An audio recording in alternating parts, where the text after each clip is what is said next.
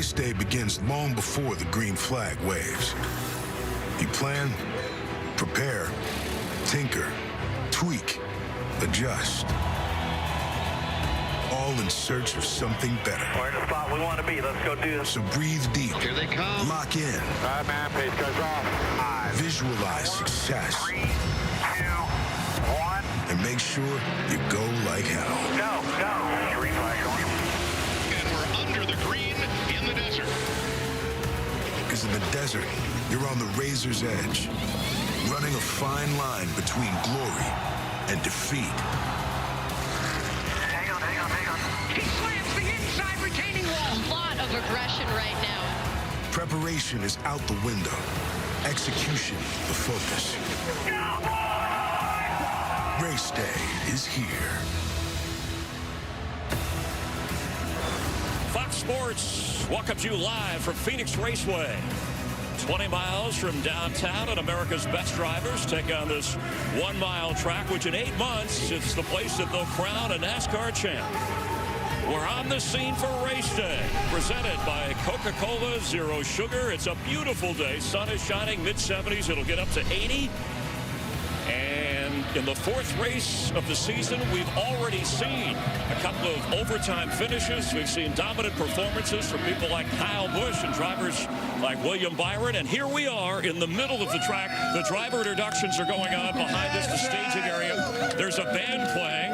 And we're here to bring you closer to the action and count you down to the start of the race. Danica Patrick, Clint Boyer, I'm Chris Myers. And boy, I think this race, it was Denny Hamlin who said this is an edge-of-your-seat race. And even though Harvick has dominated here, Kevin Harvick, over the last few years, the last 5 Phoenix races have been won by 5 different drivers. So who's your driver to beat today? Well, Chris, you set a scene. There's no better scene than there is today. Absolutely beautiful day here in Phoenix. This racetrack is going to be hot and slick. Like he said, 80 degrees out here. A new package, a short track package for these guys to be slipping, sliding around, and it's going to be a good one, Danica. Yeah, you know, this is one of those tracks where there are the usual suspects. Obviously, Kyle Larson is so fast. He was the only driver that didn't complain about the car feeling like it was less downforce on the pole.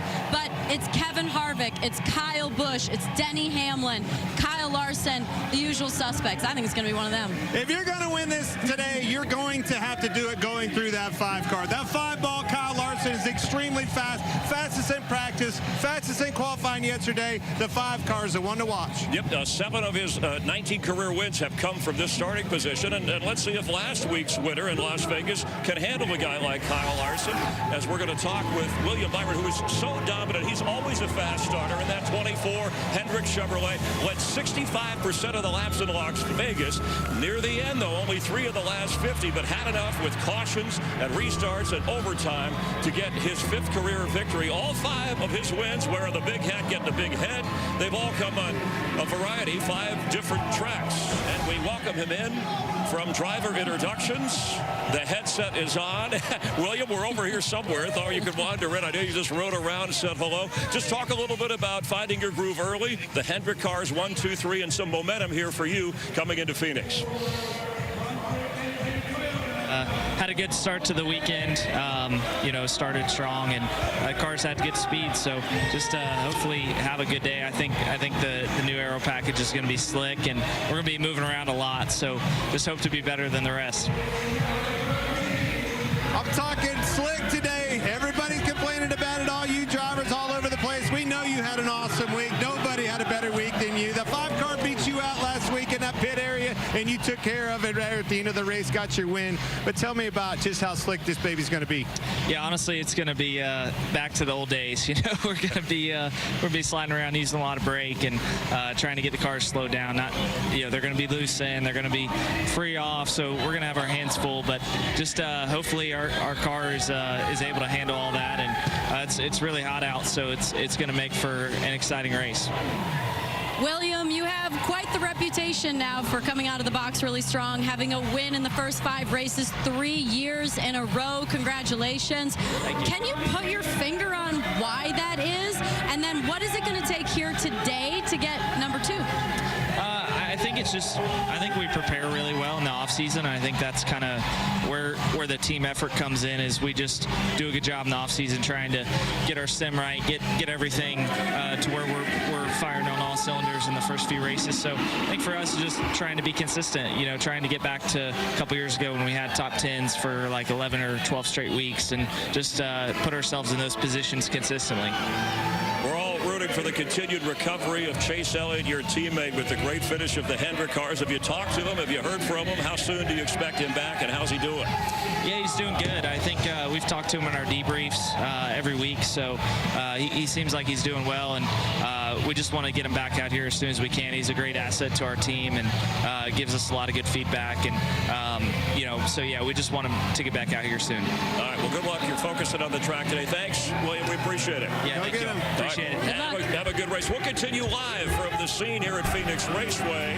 And the Super 6, if you want to cash it, you already said you're going with Larson. What about Willie B? He's the guy. I'm telling you, if 5 isn't it going to be at 24. Look at the 4 car. But get on that Fox Super 6 app. Put in your picks. Come and get that $10,000. It's free to play. Get on and let's have some fun. What a scene out here. You having fun, Danica? This is an awesome time. Seeing all fans, being with the fans is just the atmosphere that we all want at the racetrack. Let's go.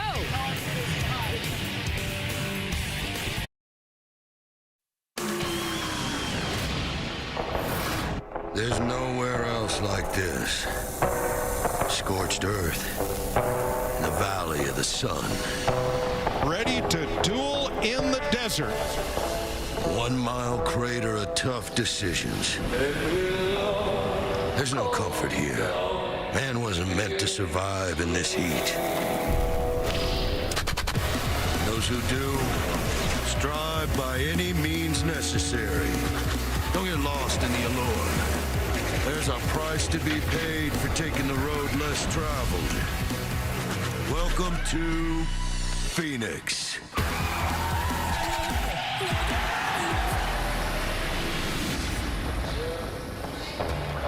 Thanks for being a part of Race Day on Fox, and you're looking live at the scene at Phoenix Raceway, counting it out at the start of the race. A Race Day presented proudly by Coca-Cola Zero Sugar. This has been Harvick's house. 9 career wins, more than double any driver. 19 straight top 10 finishes, an all-time record as he gets the ride around. Nothing more memorable. This is Swan Song season in NASCAR as a driver than that 2014 championship.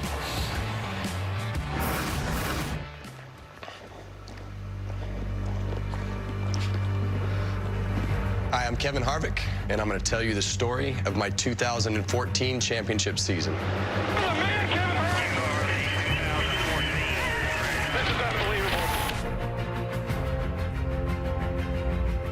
The biggest thing that I see in these images is the results and the accomplishment, and really kind of set the tone for the expectations as we went through the next several years.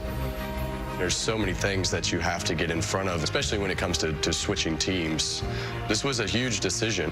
He'd been at Richard Childress Racing for 13 years, but I think when he went to Stewart-Haas Racing, it's kind of a clean sheet of paper that I think that Kevin needed. As I've gone through my career, you know, there are those pivotal moments of, okay, should I go left or should I go right? And all those decisions led into, you know, what turned out to be a championship winning year. Kevin Harvick, they wanted to come his 4 tires. That was a key decision. It was basically Rodney saying, okay, here are your tires. You go out and win the championship. 11, 12, 14 laps to go, somewhere in there. That was really when the end of the race started. Right here, Harvick knows he's got to get the advantage, and I think that's the reason he's up on the high side. Got through the launch well, got through 1 and 2 well, got an exit off the corner, and really from there it was just about not giving Ryan the opportunity to be able to get close enough to you to make something happen. Ryan drove in there trying to make that gap up and hoping that I missed, but there was really no missing, so at this point it was over. You are the 2014 Sprint Cup champion. Holy cow! Unbelievable! Wins the race and the championship, and what I see right here, I see relief on Kevin Harvick. The relief at the finish line was really the biggest emotion of the day, and I had never been, you know, through it to that extent with the pressure of having to win races and being, if you didn't win, you were eliminated. You know, we'd put so much into everything to get to this particular point that the whole season was exhausting because you didn't want to let all those guys down. Something I really admire about Kevin, first and foremost, he's all about his family. I mean, you can just look at what it means to be able to share this moment with Keelan. Really, the only thing he cared about that night was walking up the racetrack and sitting next to the wall so he could throw rubber. It was nice to be able to turn that competition mindset off and just go up there and throw rubber and rocks down and look at it through his eyes because it's so simple, you know, through the kids' eyes. You know, when I watch him celebrating this championship here, he and that entire Ford team, honestly, led by Rodney Childress, the crew chief, I think they're a classic case of never give up. It was a massive effort from a lot of people to put this whole program together, and it was the ultimate reward in the end.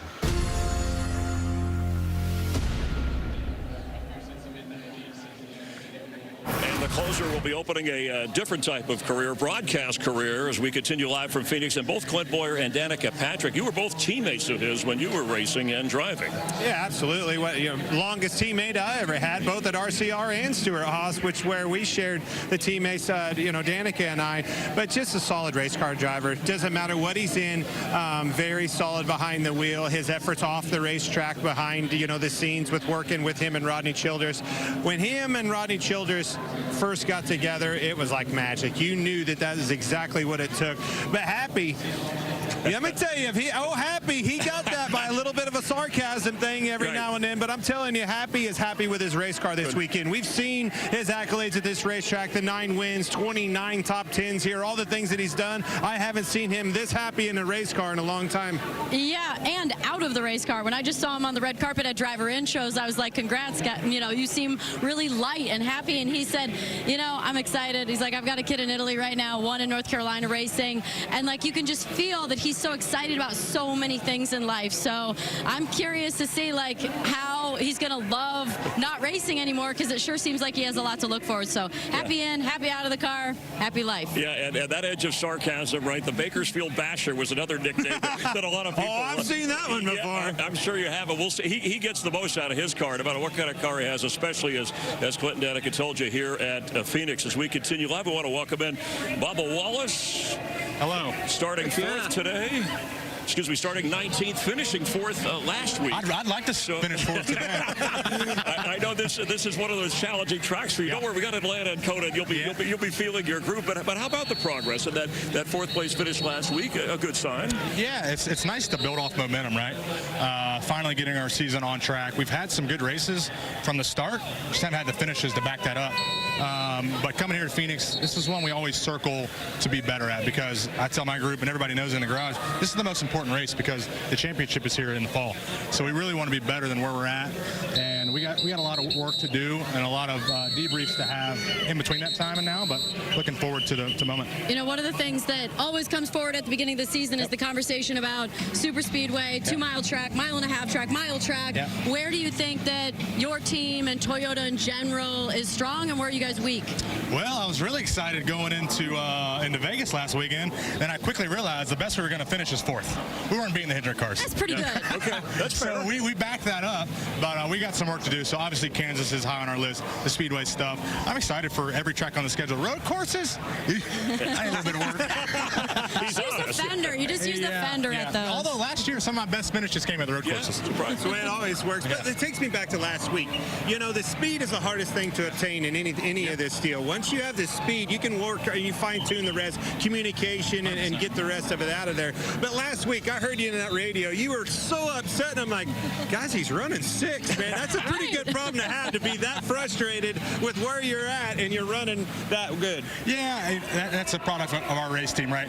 They understand, like, kind of where my frustration level is. They're like, oh, he's fine. What level it is out of 1 to 10? Booty's like, man, you're good. That was just a 20. We're still good. We still got a whole other set list to go. No, it's good to set a high standard. Your team, teammate, owner, whatever, Toyota, Denny Hamlin talked about this being a simulation race. Yep. Explain what that means to you and how you plan to simulate through it. Yeah, well, every Wednesday we're at the TRD Sim in Salisbury there and working on different things. And I actually text my guys to go back to our sim at the shop to try things for qualifying.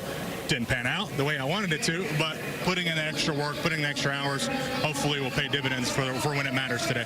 I want to get back to your getting fired up sort of attitude here. Yeah. What is it that triggers you? And then what does Booty say to calm you down? What works? Is there anything? Come on. I mean, Booty's twang to his language. I don't even know if you call that English. It calms you down already. Just hearing him talk calms you down. Nice and slow. Yeah, but for me, hell, I don't know if it's the wind blows the wrong way. I'm fired up. All right, tell me about that. It's hot outside. This track is slick. New package, short track package. What do you got as far as that goes, slipping and sliding around? Honestly, I'm looking forward to it, Clint. I mean, we all look forward to driving hard, sliding around, slipping, sliding, moving lanes, searching for the clean air. So we'll see.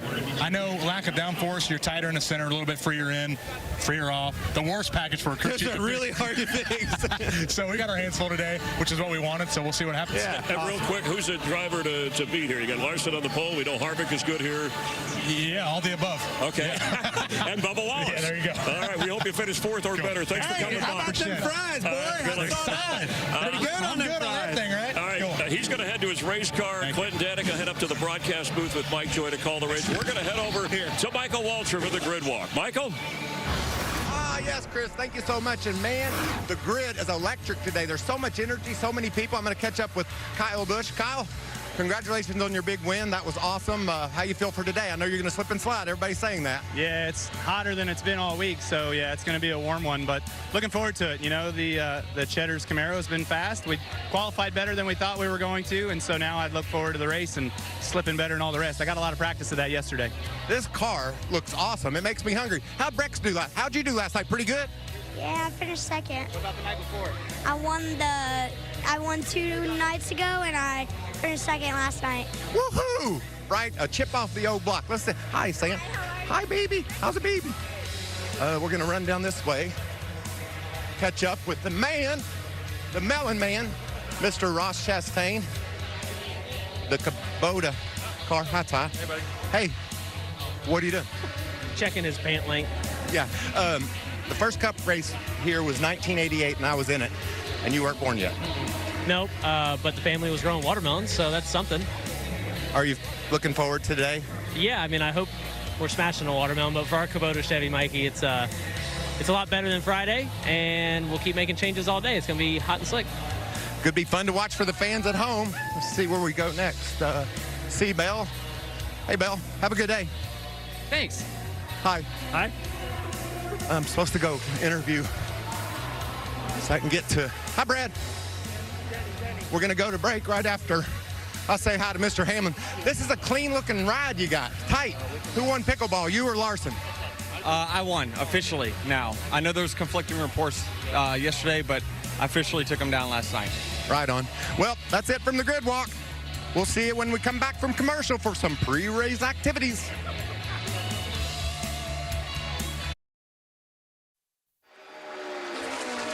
It's right around this time every year that we're reminded that NASCAR and Major League Baseball overlap a little more than we may think.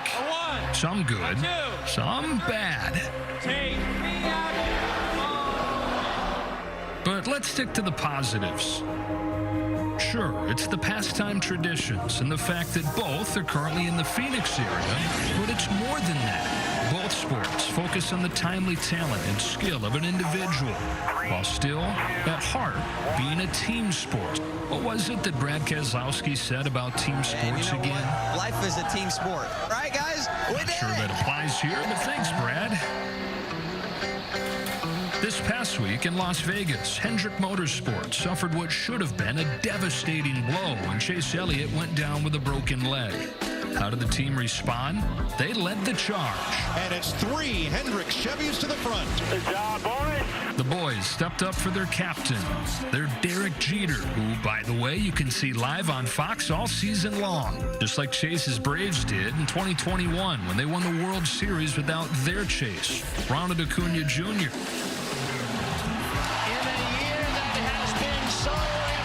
Let's see the impossible becomes possible yet again. What an incredible comeback Kyle Busch has made on the broken leg and a broken foot. It'll be up to Elliott's teammates to keep HMS afloat until he comes back from the broken leg, hopefully in historic fashion.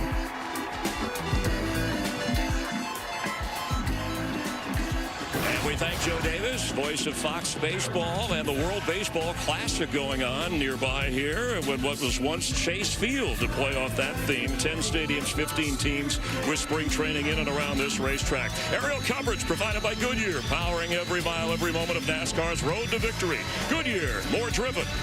And the Coca-Cola family of drivers as we check the list. Now, opening ceremonies. Ladies and gentlemen, at this time, we ask that you please rise as you are able and remove your hats as the Luke Air Force Base Honor Guard presents our nation's colors. Here to offer today's invocation, please welcome retired Major League Baseball umpire Ted Barrett. Father God, you are the creator of the universe, and we thank you for this beautiful day. We pray blessings over this track, the people competing, and those who are spectators. We ask you to bless the first responders, police, and firefighters. Please bless our troops, those who are protecting our freedom both here and abroad. And we cry out to you to bring revival to this great nation. In the name of our Savior Jesus, amen. Play ball. Here to perform our national anthem, please welcome Billy and Bobby from the Brothers Moore.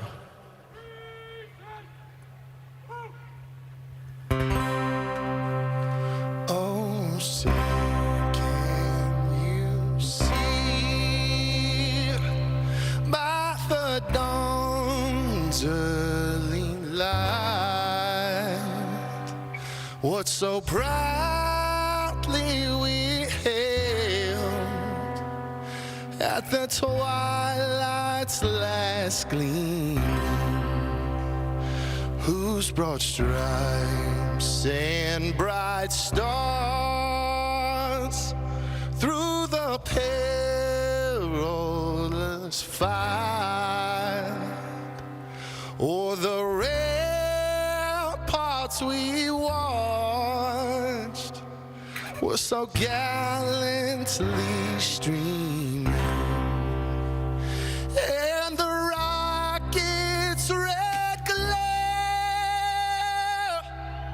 the bombs bursting in air, gave proof through the night that our flag was still there.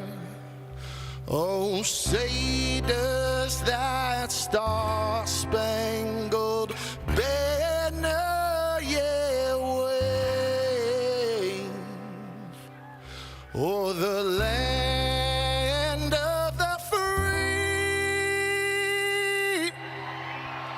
and the home of the brave?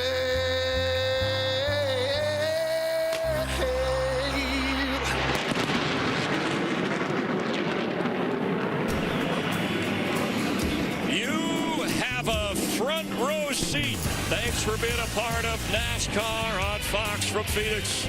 Enjoy the race, everybody. NASCAR Race Hub, weeknights on FS1.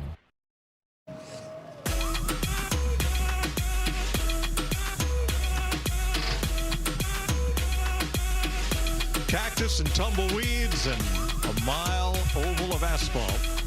Phoenix Raceway, where the desert is green this time of year, looks pretty beautiful for the NASCAR Cup Series spring race at Phoenix on Fox. It is measurably hotter than it has been all week. That'll be different. We have an aerodynamic package that is brand new. That'll be different. And we've always said that Phoenix is a bellwether race because here is where the championship will be decided in the fall. Hi, everybody. Mike Joy, Danica Patrick, Clint Boyer with you. And let's put all that to bed, starting with the last point first. Joey Logano was barely a top 10 car here last spring, and then come the fall race, he got up on the wheel and won the championship. So So how big is this? How different is it? What's the heat going to play into it? And the new package? That's a lot to unpack, Clint. Yes, and more yes. I'm telling you guys, these guys are going to be slipping, sliding around. We watched that race last year. Joey Logano dominated the fall race, won that championship. They didn't like that. Didn't like the short track package. We come up with a new package, a lot less downforce. That means these guys are going to be slipping, sliding around. What they're not ready for is practice Friday. It was a lot cooler. Even qualifying yesterday, cooler. Today, Danica, we were down there on the starting grid, very hot outside. That means these guys are going to have their hands full in the race car. I was like, silk is a bad choice.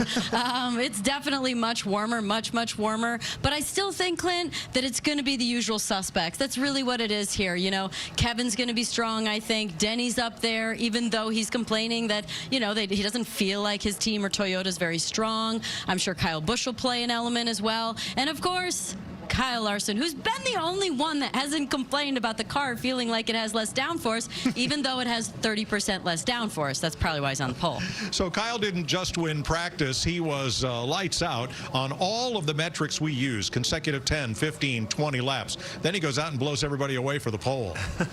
Big difference. So if there's one driver here that has a target on his back, it is Kyle Larson from the pole.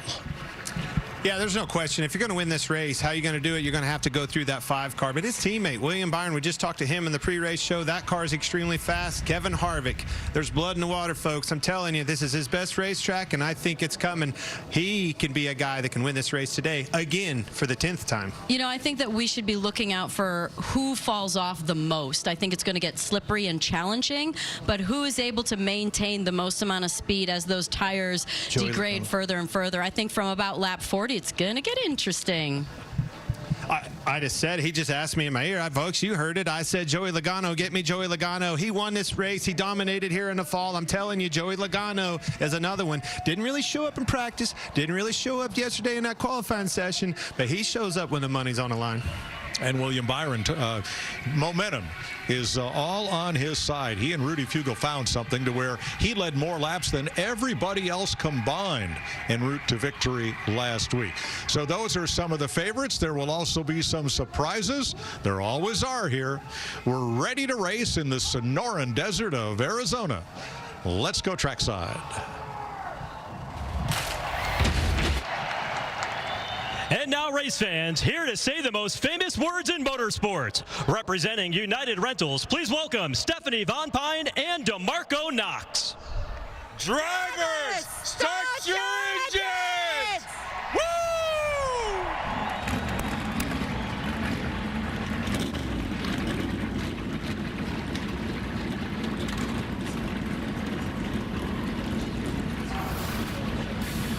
The engines roar to life. The drivers are all in a good mood and at the ready.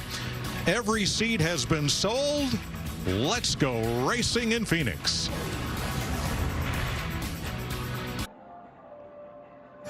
In the Valley of the Sun, the landscape is like no other. Where the asphalt meets the rugged mountain range, it may look like the desert, but it's a jungle out on that track. And these drivers have got one run to take claim of this oval. It's where things get wild. Oh, trouble. Oh, my gosh. Checker flag in the air.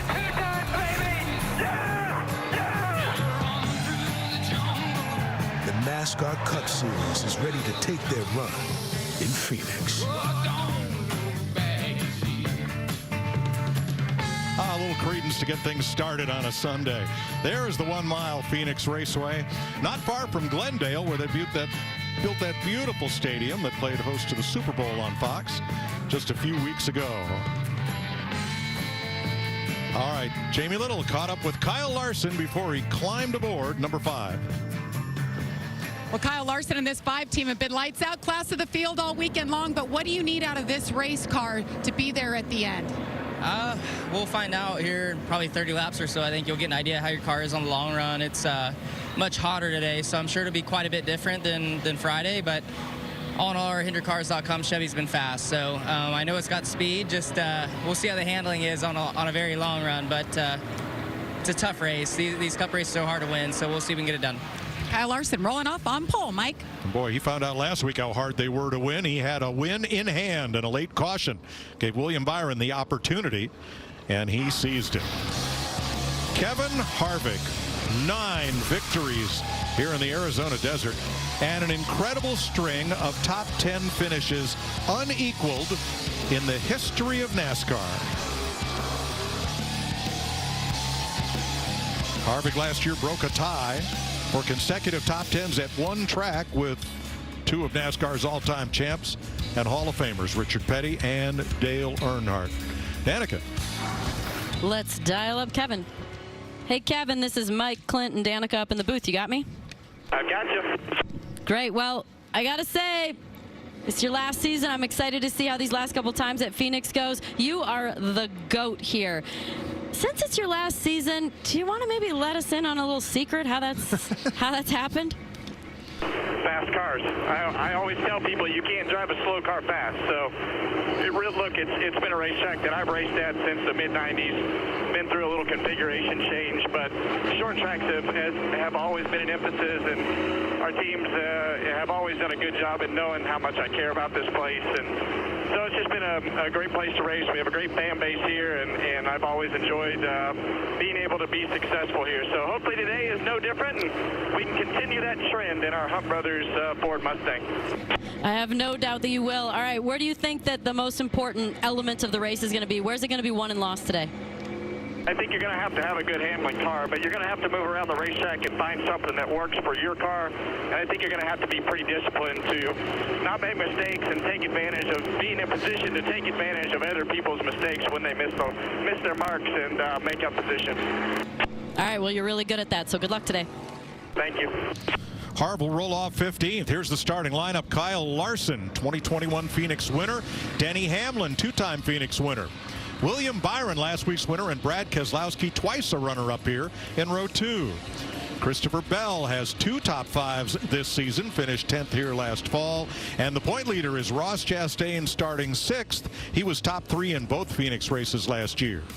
The hometown boy, Michael McDowell from nearby Glendale, gets his best career start here. And Ryan Blaney, top 4 the last 3 races at Phoenix, runner-up last fall. Kyle Busch, a 3-time Phoenix winner, and Eric Jones, who qualified in the top 10 for the first time this year. Race fans, today's race also comes with a chance to win $10,000 of Clint's cash for free. Fox Bet Super 6. All you need to do is download the free Super 6 app on your phone, enter your 6 predictions for today's race. Download the app, start playing for free. And we'll get late-breaking stories from Pit Road and from our crew chief, Larry Mack. Let's begin with Jamie Little.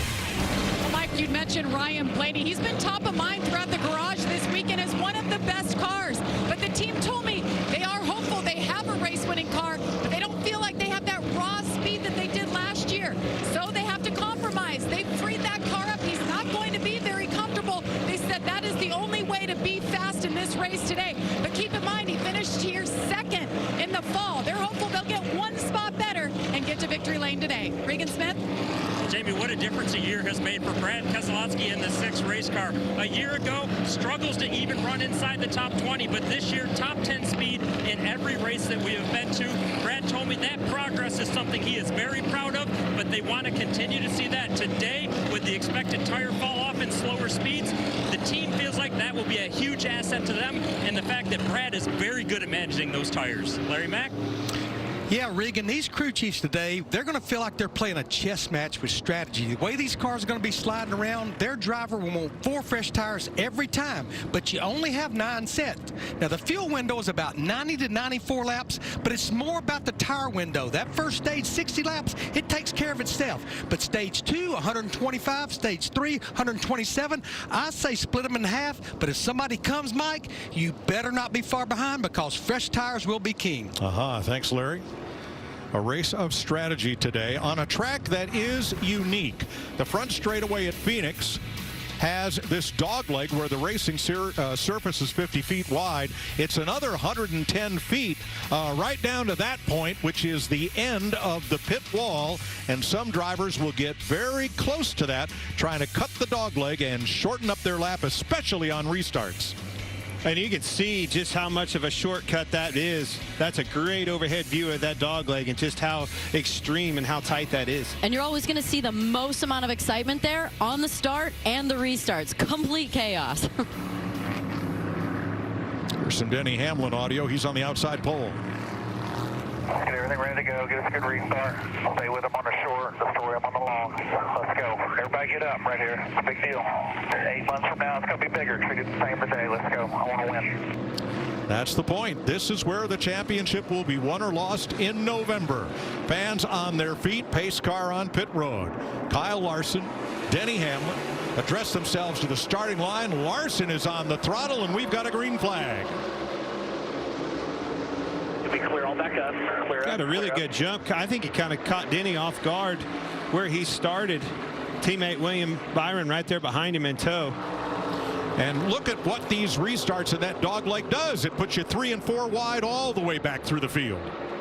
No, this is one of those really cool tracks where not only can you use the apron on the front straightaway, but you're going to use it a ton in 1 and 2 as well.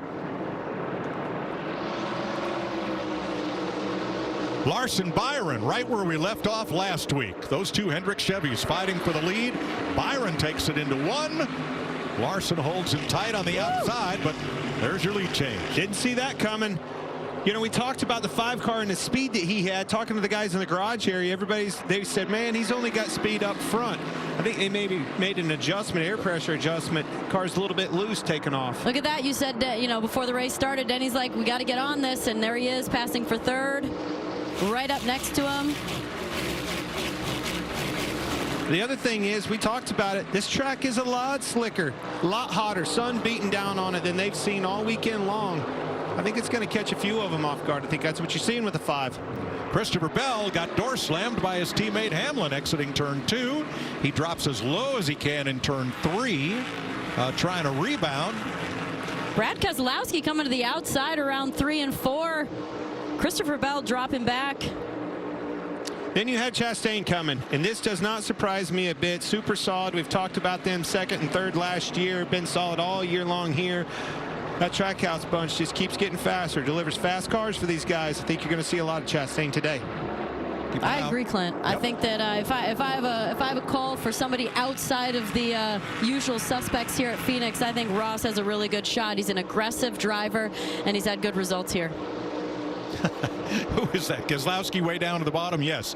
They use that dog leg apron in running, not just on restart. But it ain't just on the dog leg. That's Tyler Reddick on the bottom, and he used the dog leg down the back straightaway, the front straightaway now, and in the corner, all the way around on the apron. That apron in 1 and 2 is really helpful. It can be helpful on the restarts when you have grip and you can just pull the car wherever you want. But it can also be helpful later in the run when the car doesn't want to turn and you get your left sides over it to get the car de-wedged a little bit to get it to rotate and make the corner. Bell and Chastain continue to battle. Chastain finally gave up the spot there. They have battled. Well, I say gave up. I think he's going to try him on the bottom again. Bell shuts the door. I like how close we're seeing the cars. You know, we're talking about how difficult it is to get really close, but these guys are bumper to bumper. When he shut the door on Chastain, look, Chastain missed the bottom, slid up the racetrack, checked up, and now you got Blaney coming underneath of him. That's how close it is. You check up with these race cars the least little bit, and the next car's pouncing on you. Especially if you do it in 3 and 4 because you have such a long straightaway after that. Chastain outside watching from Blaney, the Ford Performance Cam, giving you these views.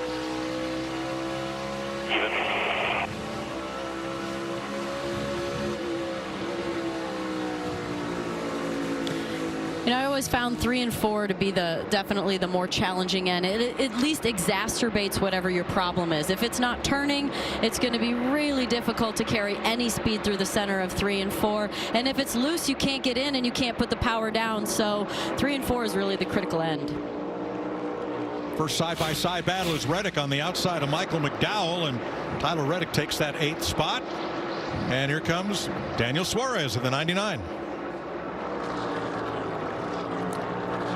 It's just 9 laps in, but man, my eyes weren't lying to me in practice. Just like last weekend, it was a 2-horse race, and that 24 and a 5 are showing up again. The question is, can they hold this pace? Are they going to fall off on the tail end of this run? That's going to be the question. If they do that in this first stage, this competition's in trouble because they're running and hiding right now, laying down some fast laps. So already most cars have dropped off 4 to 5 tenths of a second from the fastest lap they ran at the start of this run. You know, that was the question. Are they going to be able to make this first stage 60 laps on tires? Obviously, the fuel window is probably closer to 90 laps. But there's no way the tires are going to last that. 60 laps in this stage, the way this fall off is, I'm not sure that they're going to make 60. Well, and not only are the tires going to fall off, but the drivers are going to be screaming. Joey Logano in trouble here. He's dropped back quite a bit as he and Martin Truex get together. A couple times, once, twice, Logano gets into him. Came up the racetrack, the car took off, he caught it, got back into him again. The first time makes you upset if you're Martin Truex Jr. The second time really makes you mad. Yeah, I'm going to say that early in the race, and look, Joey's an aggressive driver out there. I've had my moments, but I think that it's too early for that to be on purpose. I would imagine that he's probably sliding around a little bit. I wonder what it looked like a little further around the corner before that happened. But that's definitely not going to make Martin real happy. Bubba Wallace battling Truex. This is for 17th. Happening about 9 seconds off the lead. Kevin Harvick to the inside of the 43, making the pass on Eric Jones. That's for 13th.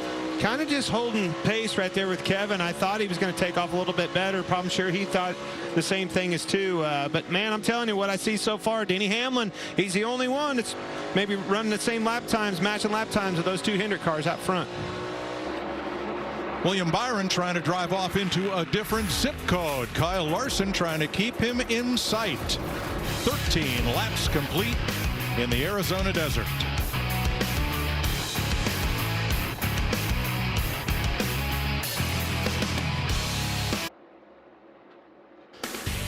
NASCAR on Fox is sponsored by Progressive Insurance. Save when you bundle auto, home, or motorcycle insurance. And by Ford, built for America.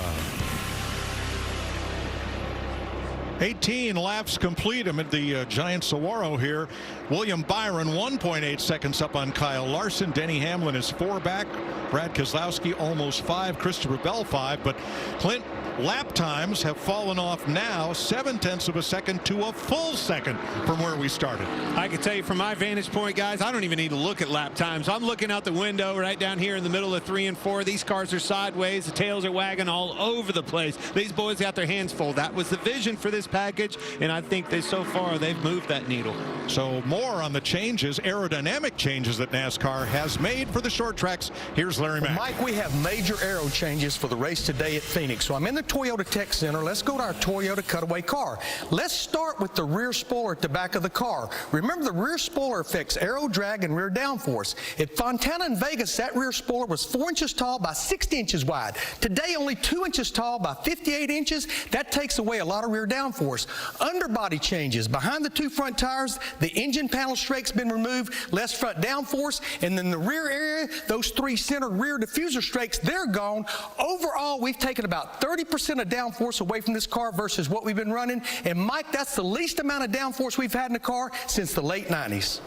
Thanks, Larry. Now, Danica, let's add to that. It's the hottest day of the weekend. It's a lot hotter. It's, cloud cover, cooler temperatures. It's a little bit breezy, but the sun is shining down here in Phoenix, as it does most every day of the year.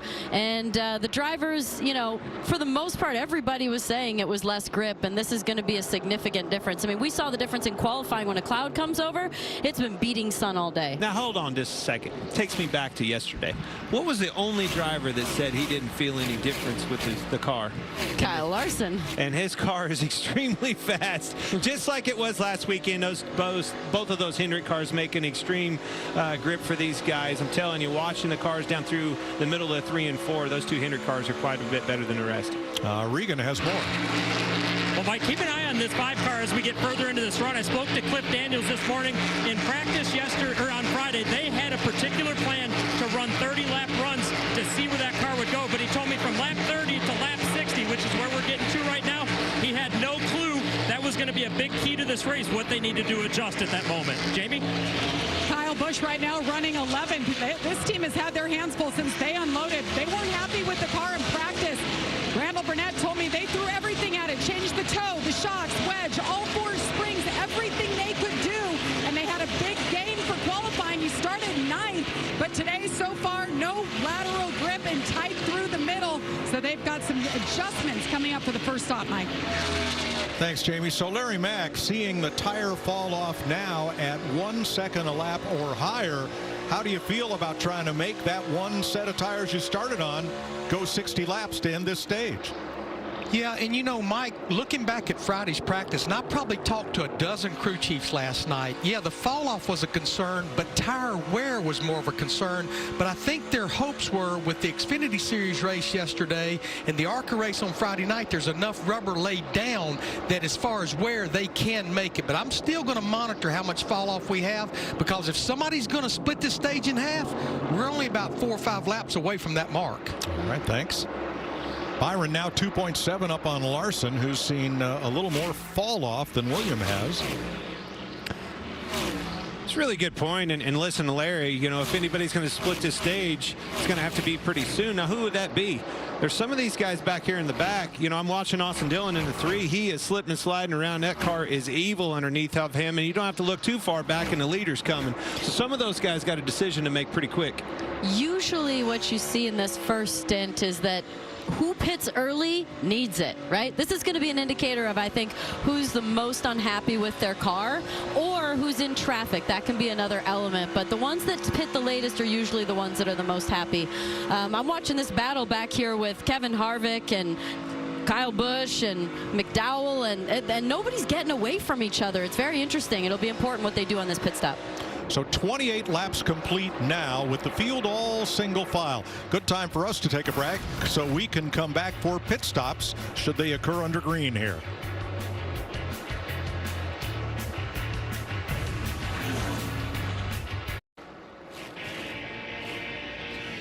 William Byron, who put a fire pit under his seat last week. This week he has led all but one of the 33 laps so far, and he is 3 seconds ahead of his Hendrick Camaro teammate Kyle Larson.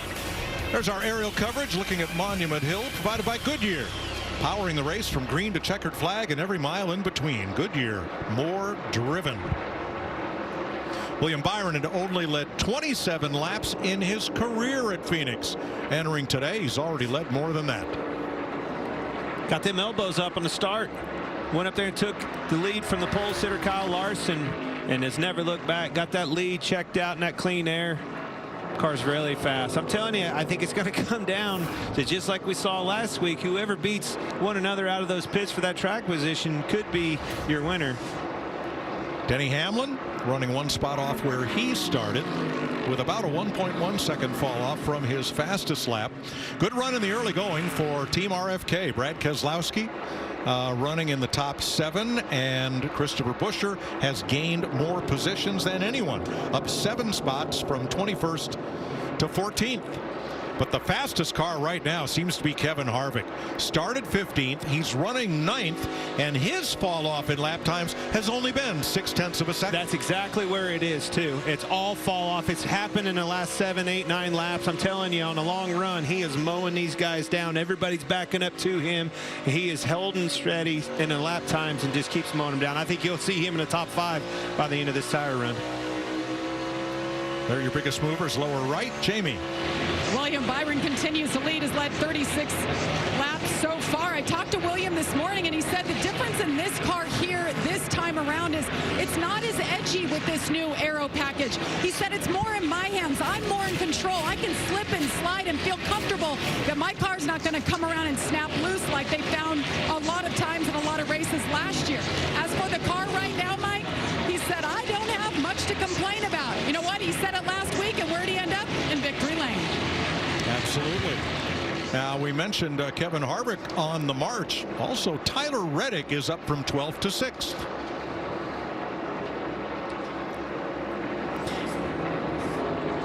Larry Mack.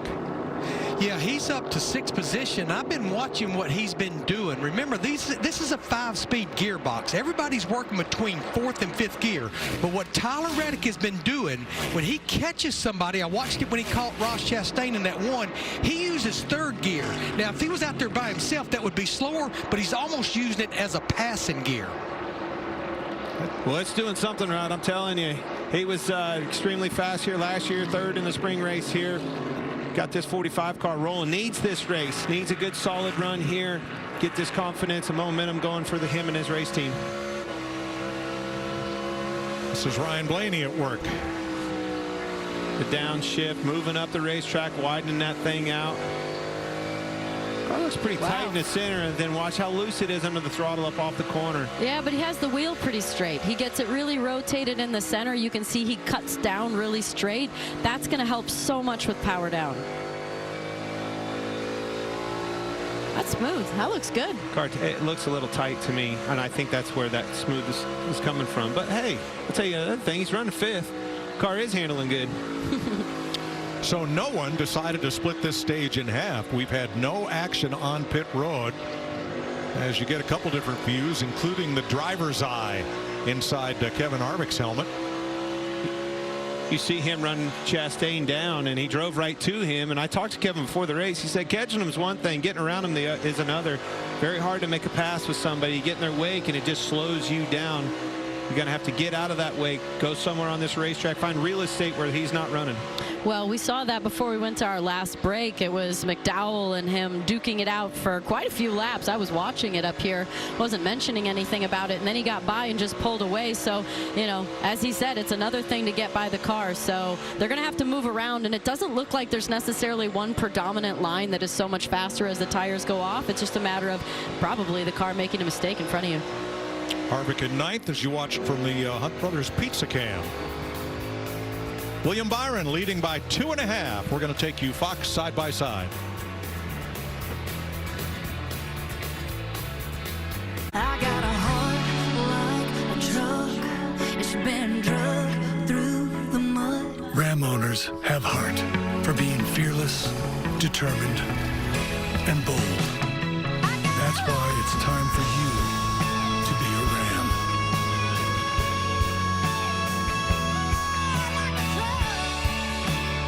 Now with 0.9% financing for 60 months, get an average $11,600 in finance savings on our most popular models. As a mom, I want to have peace of mind while she's at college. I like to know where she is and that she's safe. We got a flat tire. We pull over, it's super dark. We were able to reach out to our family members, let them know that we were safe. I have been in many situations on the road where Verizon was the only reason I got from point A to point B. That's why we build the most reliable 5G network in America. And #1 in J.D. Power Awards for network quality 30 times in a row. Does your phone run on Verizon? Chicago's seen it all, but it's never experienced anything quite like this. A 2-day racing and music festival featuring the Chainsmokers, Miranda Lambert, the Black Crowes, and Charlie Crockett. It's NASCAR in the streets of Chicago, and so much more. The Chicago Street Race Weekend. For tickets and experiences, visit NASCARChicago.com. Ashley's biggest mattress event of the year, happening now through March 12th. For 3 days only, shop the Orange event for Ashley Sleep Doorbusters. Your choice of comfort. Queens at $399.99, Kings at $499.99, plus 60 months no interest. Only at Ashley.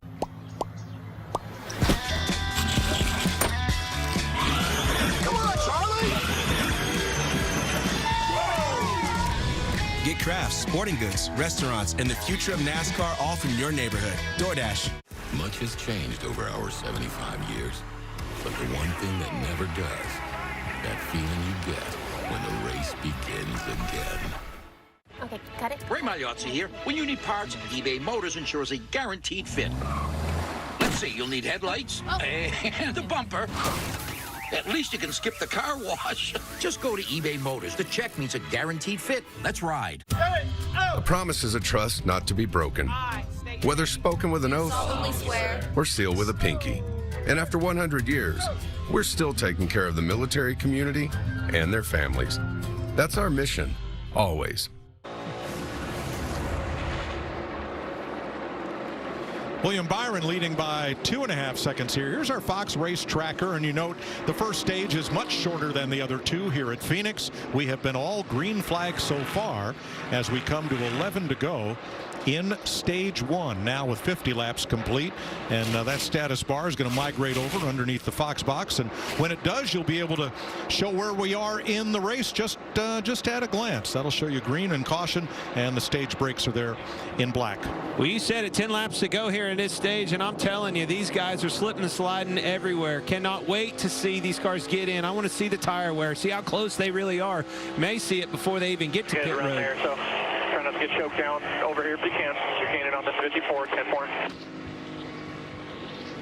Well, William Byron and Kyle Larson have now run the last 250 laps.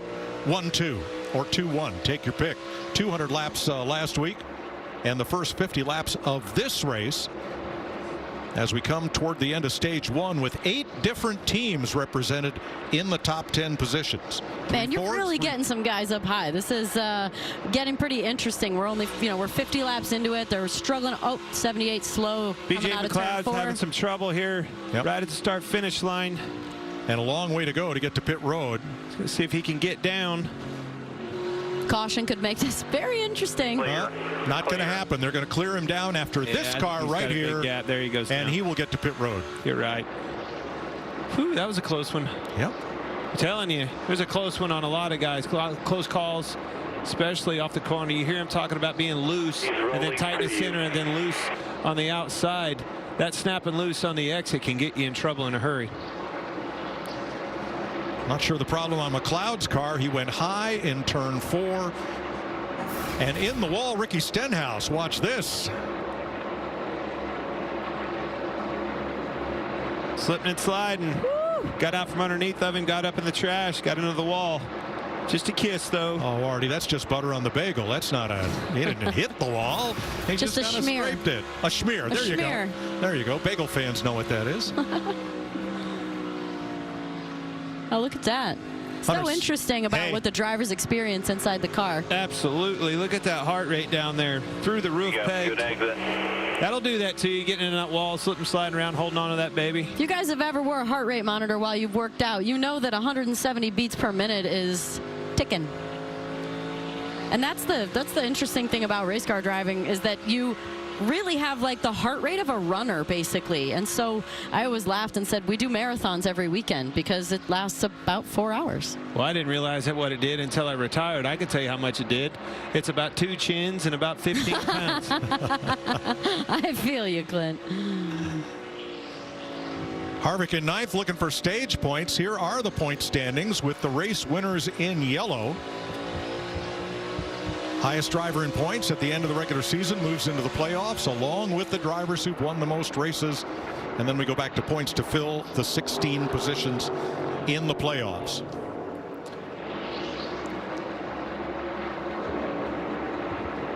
Joey Logano and Chase Briscoe are just on or outside the top 20. Last year's winners here having no luck at all today. Pretty hard to believe. Dominated this race when we were here last. That 22 car, Joey Logano.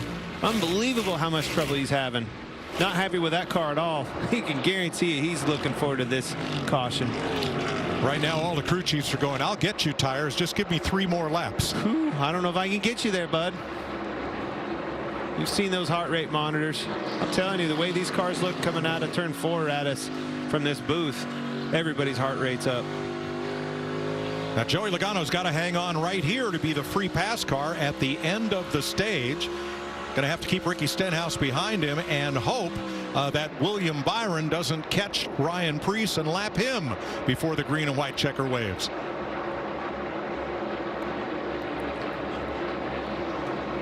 So important to hold on to that position. If you're Joey Logano, he's going to be doing everything he can do to make that car wide. And if you're 47, you're going to try to anything. See, he almost got into him right there and picked up a big time push behind him.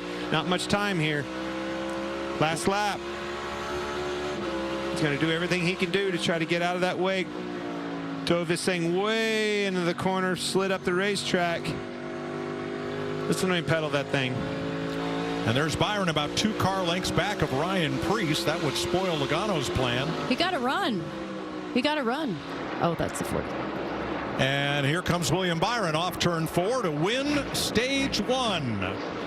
Byron won both stages last week, scoring 10 points and playoff points, and Joey Logano was able to hold off Noah Gragson and Ricky Stenhouse to get the free pass. There's your stage 1 winner. Rinse and repeat from last week, William Byron.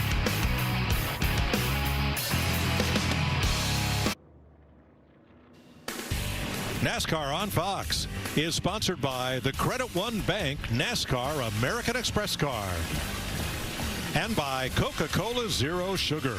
Is it the best Coke ever? Stage 1 complete. The 2023 World Baseball Classic continues tonight with a key matchup between Mike Trout and Team USA against Mexico, 10 p.m. Eastern, 7 Pacific on FS1 and the Fox Sports app.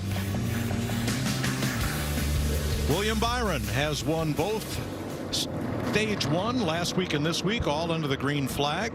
And we'll highlight Byron's crew as our pit crew of the week, led by Rudy Fugle, Jeff Cordero, Ryan Patton, Oren Osawaski, Spencer Bishop, and Landon Walker. The over-the-wall crew for William Byron. And that last pit stop was key to him getting it done last week in Las Vegas. All right, here they come to pit road. Jamie. Well, Denny Hamlin, this 11 team, they unloaded very close. So far in this race, free in and tight through the middle, loose off. They said, what do you need to be faster? Tighten me up so I can get in the corner. 4 tires for the 11. The 24, William Byron, doesn't have much to complain about. Just told the team, I'm not one way or the other. I think I'm suffering less than everyone else. And yes, he is. 4 tires. Regan?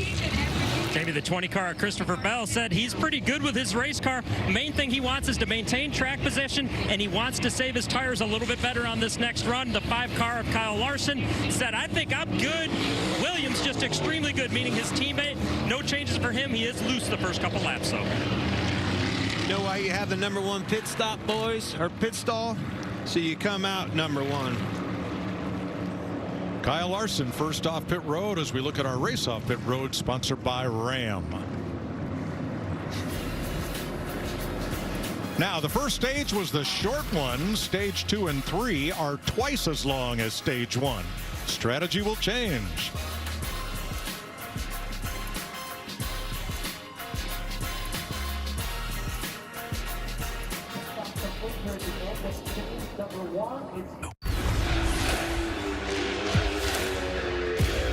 Here we go. The stars and stripes are flying high as the USA takes on the world's best. The World Baseball Classic, Mexico, United States, tonight, 10 p.m. Eastern on FS1. Here are the stage points earned in stage 1. William Byron, stage winner 2 weeks in a row. Kyle Larson, then the Toyotas, 3, 4, 5. Ryan Blaney, the first Ford. And Kyle Busch got the last stage point. Well, you know, when you come here, as you're watching him choose, and you know, William taking that outside, he didn't want to be there. He wanted to be in that number 1 pole position, but you have the number 1 stall like the 5 car. That's your advantage. We saw that with Logano winning the championship last year, time and time again at these racetracks. But this one, with that pit road being on that big curve like that, the winner goes to that one. But I tell you, it was the pit stop too. You know, Larry chimed in and told me in my ear that you're looking at a 10-2 with a 5 that won off a pit road, and a 24 had a 10-8. So a little bit work to do in that stall itself as well. All right, we have penalties. A.J. Allmendinger too fast exiting pit road. Ty Dillon too fast entering. And the other penalty is going to be on Tyler Reddick's car. The wheel nut, remember, single center lock wheels. The wheel nut came off on him. As we get ready for this restart, here they come to the Geico restart zone.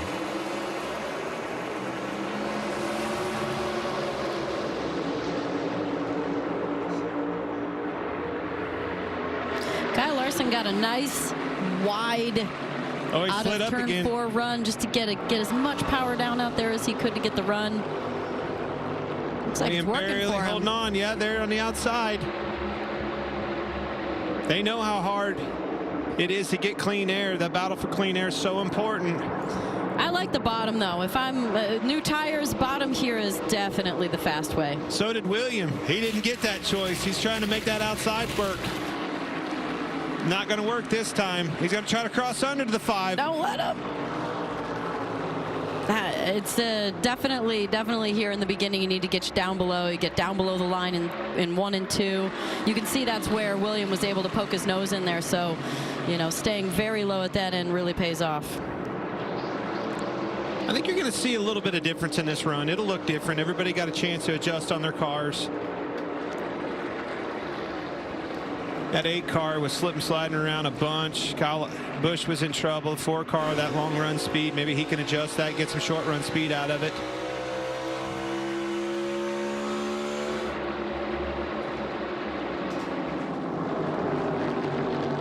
Chastain on the bottom, battling Christopher Bell. That's for 4th place.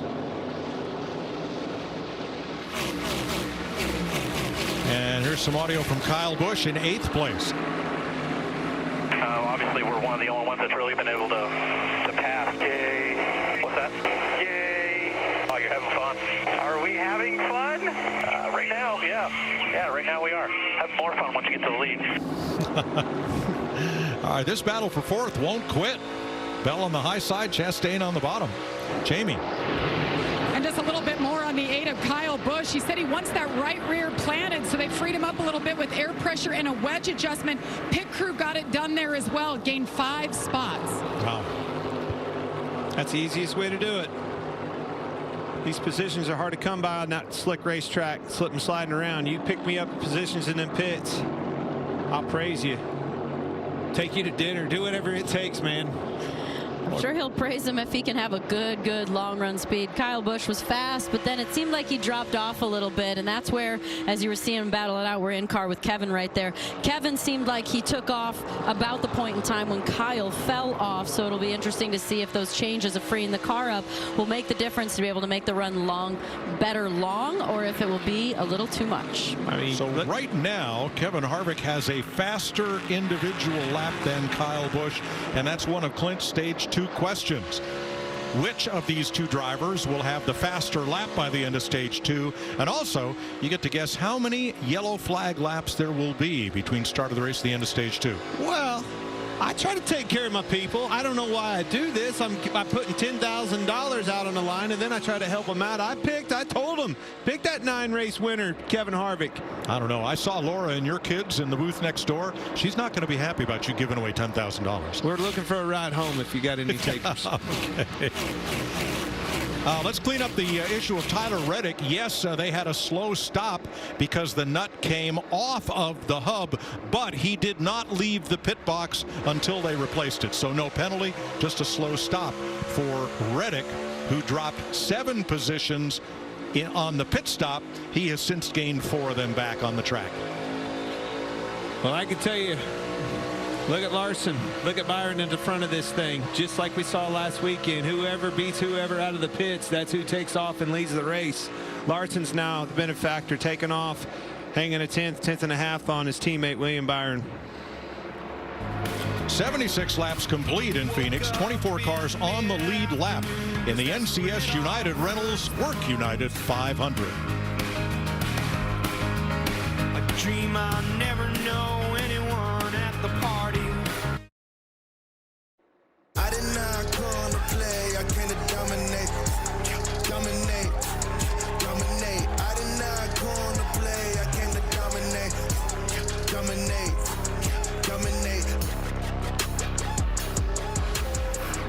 As they have the last few years, in November, NASCAR will return here to Phoenix to crown a champion in the Cup Series. Who will be the 4 drivers that battle for that championship? You could make a case for Kyle Larson. He and William Byron have led every lap so far, all 83 of them. with Larson out front by 1 full second. Let's give you an update on the Coca-Cola Racing family. Denny Hamlin started second, running third. Daniel Suarez in 13th. Joey Logano just got the pre-pass. He's back on the lead lap. Austin Dillon in 27th. Stage 1 was 60 laps. This stage is 125 laps as we get a view of several different driving styles.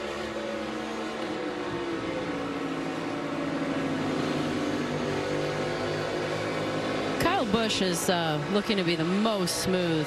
Kevin definitely hanging on to it, but Kyle Busch's hands are very steady. Kevin has always sawed on the wheel. As a teammate, he's always moved the wheel more than anybody. When you watch the steering traces, he always just saws on that thing to feel the race car. Right, right. I mean, that can definitely be just a driver tendency for sensitivity. I'm just saying that from experience, that it's how sometimes a driver will feel the car through the steering wheel. Sometimes it's through the throttle. Sometimes it's off the right front. Sometimes it's off the right rear. Every driver has a little bit of a different preference for how they test the limit. One thing I was watching here with Chase Briscoe is see how solid his wheel is in the middle of the corner. He's fighting a tight condition in the middle, and then it starts getting snappy loose up off. You see him twitching up off, but right in the dead in the middle of the corner, that thing kind of goes to a wheel lock. Definitely tight. This is back at 18th place, 13 seconds off the lead. Teammates Truex and Gibbs. Regan? Like the 45 of Tyler Reddick, continuing to have a good run today. You mentioned the trouble they had on pit road with the left front, but in that race car, he has been very happy. While a number of drivers complaining about handling characteristics, Tyler Reddick says his car is pretty close to neutral, so keep an eye on him as these tires start to wear out again. Jamie? Well, Hendrick Motorsports cars have been dominating this race, and their teammate Alex Bowman back in 13th. He got a bad qualifying run, was just too free. They tightened up the car for this race, but a lot of the same. Free on both ends. They tried to tighten him up there with air pressure and wedge, but he's just been back there mired in traffic, so hard to tell exactly how good his car can be if he can get up there with his teammates. One of the things that I've noticed is just how in the lead, obviously, William Byron pulled away. Kyle Larson's on the radio during the yellow saying that Williams just that much faster, but now Kyle out in the front and he's commanding the lead. So I'm just seeing how critical it is to have clean air, and we're seeing how challenging it is to actually get by a car. Dirty air is track position's going to be a big deal today. Well, I think that's why those two teammates race each other so hard on the front side of that first lap. It's so important to beat one another to that clean air. Best story of the day, Brad Keselowski. Last year, his first year with RFK Racing, he did not run a single lap in the top 10 at Phoenix in either race. Today, that number 6 has been in the top 10 every lap so far. What a turnaround. Spent some time with him. He was obvious on the pre-race, but I spent quite a bit of time with him before the race down in the garage area, just trying to figure out where that is. And man, the answer that he tells is just people reorchestrating. We've hired some new help and reorchestrated a company from the ground up. Man, it's nice to see that hard work and dedication, starting to pay off. Very, very solid week in and week out this year. Battling pretty hard at this point in the race. You see the 4 and the 45 wheel banging, going down the back straight in the dog leg. You're trying to get every position you can. It's obviously very challenging to pass, so when you finally make it happen. So Larry Mack, 125 laps in this stage. How do you want to break this up for pit stops? Yeah, I've been doing a little math, Mike, and we went back racing at lap 68, so I'm going to split it in half, which is somewhere around 55 to 60 laps per run. So I'm saying right now somewhere around lap 120 to 125, which is somewhere around 25 to 30 laps from right now. That's when you're going to probably hit pit road. But if somebody comes a little early, you cannot be far behind them. Thanks, Larry. Look at this battle between teammates. Almirola and Preece have been side by side or nose to tail for about the last 12 laps as they work their way past Josh Berry. Well, when they did it with some persuasion. The 10 car was in the back of the 9, moving him up out of the way down here the last lap in 3 and 4. They ended up getting sorted out, but those guys were getting pretty pushy. A couple of drivers there that have had a tough start to the season, getting caught up in other people's crashes.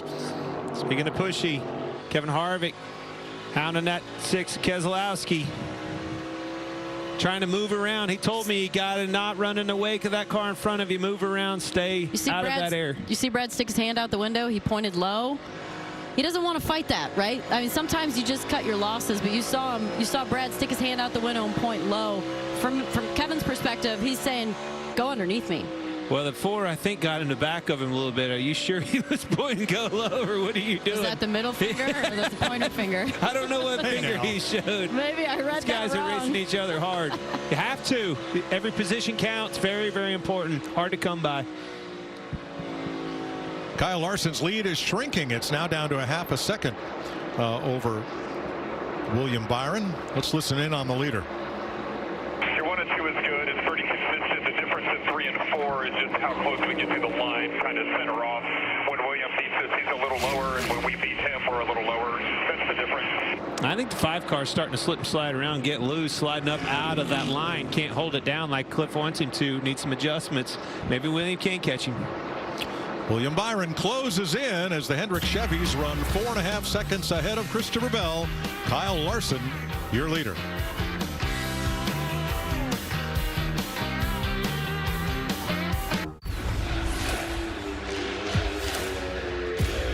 Here we go. The stars and stripes are flying high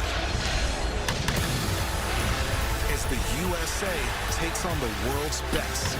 The World Baseball Classic, Mexico, United States, tonight, 10 p.m. Eastern on FS1. 102 laps complete. If you think you're watching last week's race at Vegas, well, this has the same complexion to it up front. William Byron, Kyle Larson, currently the leader, and they have led every lap so far. All green flags except for the end of stage 1. Here are today's lap leaders, sponsored by Novartis. It's a short list. Kyle Larson, William Byron. Christopher Bell, after getting past Denny Hamlin, able to drive away from Hamlin by about a second, but remains 4 seconds off the lead. Running some pretty sporty lap times, though. Christopher Bell's keeps getting stronger and stronger. Maybe by the end of this thing, a couple more adjustments, they can get this hot rod where it needs to be. Go after them Hendrick cars. William Byron had closed to within about 0.3 of a second of Kyle Larson, and now he's dropped back by the same amount. What's up there? Cannot pass with these things. It will pass him when he gets down to pit. He's staying shoot distance, okay? Just stay locked in, bud. Doing really good here. Stay locked in. Keep chipping away. Got me. Hard to pass, he says. I don't think he's going to get him just mano-a-mano. I think you're going to do exactly what they're starting to get into. You use these lap cars, and it's not, you know, you're watching where they move up out of the groove, give him that bottom. As they start getting the guys that are racing to stay on the lead lap, they're not going to give them the bottom. He's going to have to, that's going to force the leader Larson to move up out of the groove. That gives William an opportunity. Kevin made that pass on Ross Chastain look pretty easy. He caught him, and he got by him in the middle of 3 and 4, cleared him. And Ross didn't even get a run down the front straightaway. So I think your pick, Clint, for Kevin being the one at the end at the top, I think is a pretty good bet. He looks super solid, and he got by Ross Chastain easily. They don't call him a closer for nothing. Next Sunday, we are headed to the high banks in Atlanta, where now it's super speedway style pack racing. Race day, 1:30 Eastern on FS1. Race day moves to Fox at 2. Green flag just after 3 o'clock Eastern time on Fox. You want to talk about wild? That racetrack get you on your feet. Pretty much a super speedway now. They're going to be bumping and banging, drafting all over the racetrack. Cannot wait to get to the ATL. See what these boys do over there. Ryan Blaney holds off Kyle Busch for 8th place. As you look back from the Cheddar's onboard camera on Busch's Chevy. And we're about a dozen laps away from when Larry Mack expects pit stops, so we'll be back for those. Kyle Larson leading William Byron now by 3/4 of a second.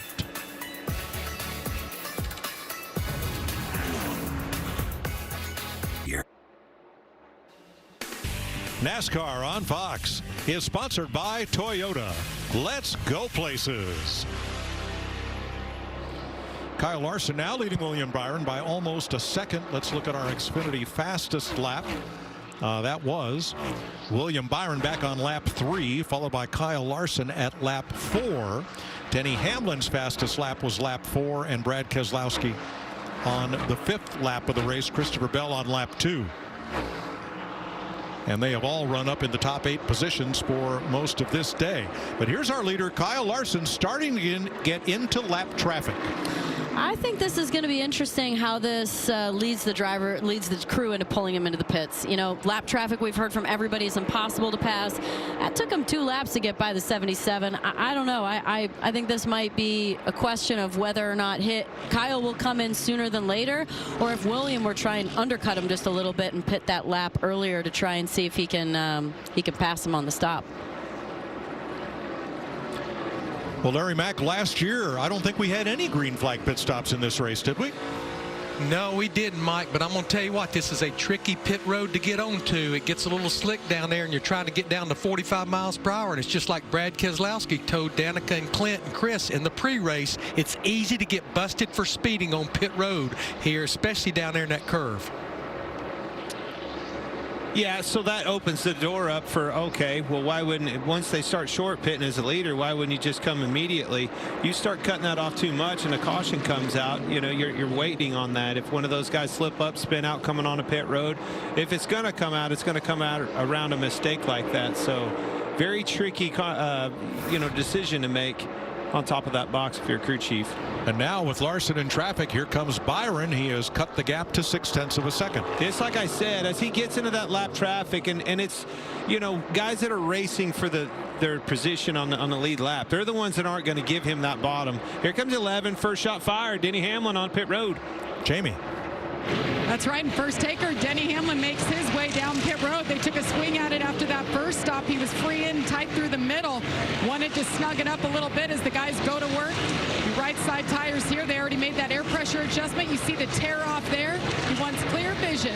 They work the left side for Denny Hamlin. Let's see, it looks like the 5 is coming in, Mike. Exactly that, 5 and the 24. As soon as he brought them in, he was the good running car, running up front, drew the leaders in. Here they come. Jamie.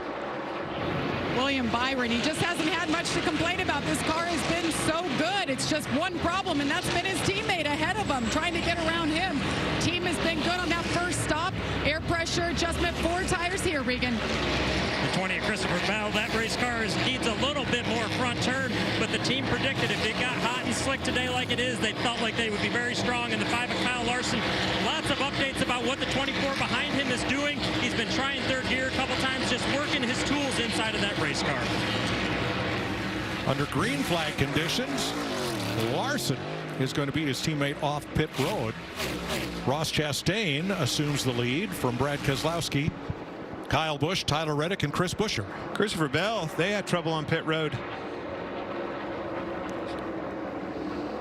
Slow pit stop for the 20. Couldn't quite tell what was going on there, but definitely a slow stop. Regan.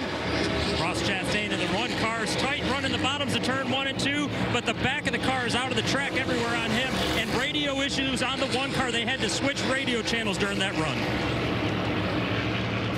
So Brad Keselowski stays out. He is the race leader.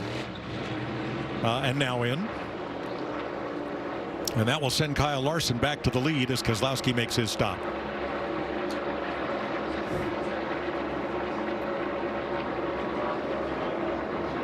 So things cycle around now with all the lead lap cars, save Austin Dillon, having been to pit road. You heard Larry talk about it.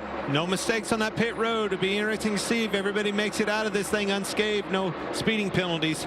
So a lot of guys having a little bit of trouble in the stall. There it is, 34 and 8. Too fast. Finishing up, green flag pit stops.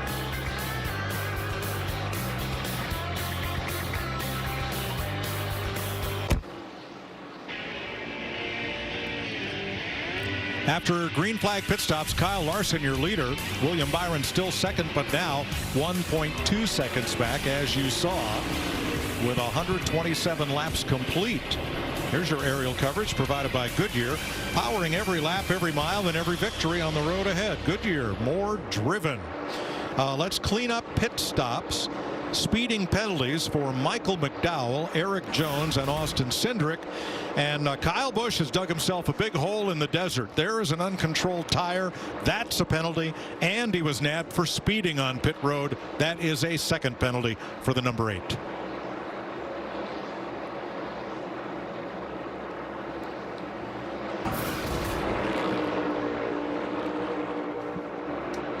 The pit member on William Byron's team that you saw go to the ground during that stop, he has brushed it off. He's okay and will continue.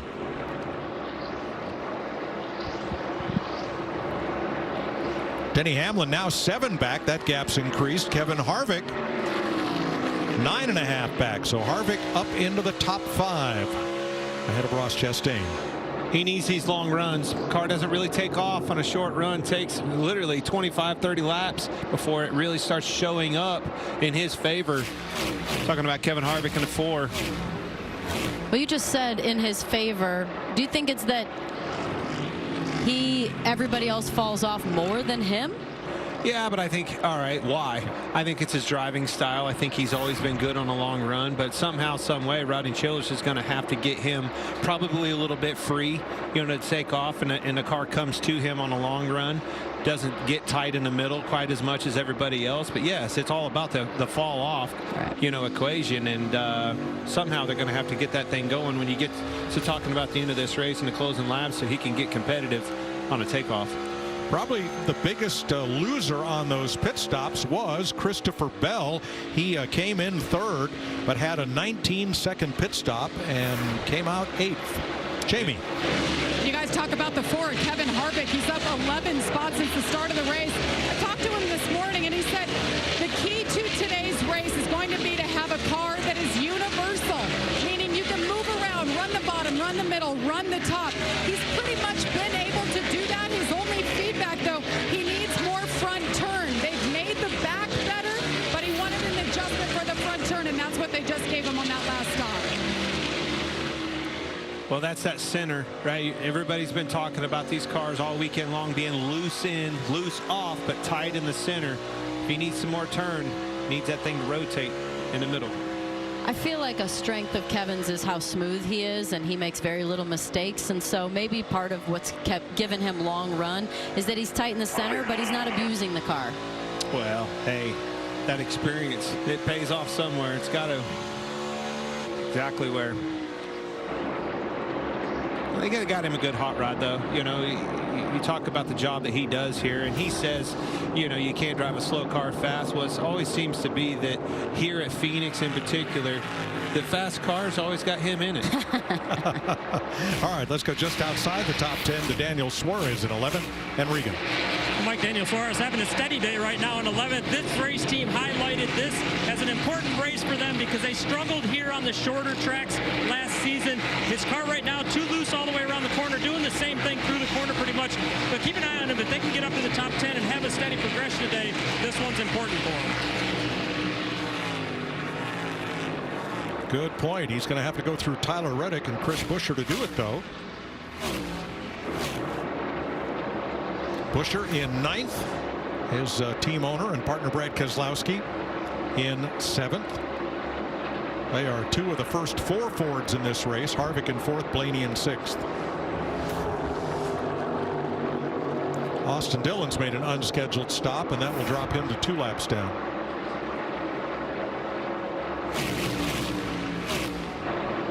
Yeah, they've really struggled this weekend with that 3-car. Austin Dillon wasn't very good in practice, struggled qualifying, and that thing has looked evil every lap down here in 3 and 4, completely sideways all over the place. Here's his younger brother Ty in the 77 trying to hold back Zane Smith, the truck champ, doing some races in this number 38 as Brad Keselowski wants by, and so does Christopher Bell. Heck of a battle here. Bell in that 20 trying to gain him positions back from that slow pit stop. Brad doesn't want anything of it. Going to be another 3 wide right here. In the wall, Eric Almirola. Right at the start-finish line. I heard the tire explode. The wheel left the hub. It's rolling around by itself. And nobody hits it. We're under caution. And that's not the entire wheel. That's a good chunk of it. Yep. So the first caution for Cause in this race comes out at lap 139. Almirola trying to rebound from a crash at the end of the race last week when somebody got up in his line, bringing out the yellow flag.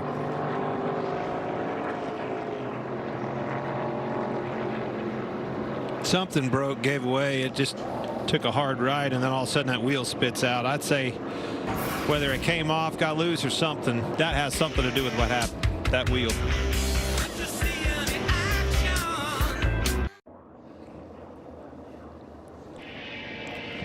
Welcome back to Phoenix, where Aric Almirola has brought out the caution at lap 139. He came into the pits, got a replacement wheel and tire, started to pull away, and noticed that the right rear toe link was broken as a result of that impact with the outside wall. Backed up into the pits to get that repaired. There is the end result, and now they're working on the right rear. We listened in. The inside of the wheel is still on. The outside's laying right here up on your left. No, we didn't flatten a tire, right? The wheel broke. Correct, the wheel broke. And pit road is open. Kyle Larson, William Byron, Denny Hamlin bring them in. Jamie? And Denny Hamlin in the 11 has done a nice job today, running top 4 all race so far. He said he's better on the short run there, a little bit tighter, so that has helped. He needs a little bit more, though, on entry. The 24, William Byron, said he needs a little bit more front turn as well. They're going to do a quarter round of wedge in the right rear. Regan? The one car, Ross Chastain, is loose all the way around the racetrack. He also lost drive off of the corner of that run, meaning when he went to put the power down, the back tires would slide and spin too much. The 5 of Kyle Larson, tighter this run than he has been all day long. Keep in mind, the cars are spread all the way around the racetrack. He commented about that. Wants a little bit of help on that. Once again, Larson first off pit road.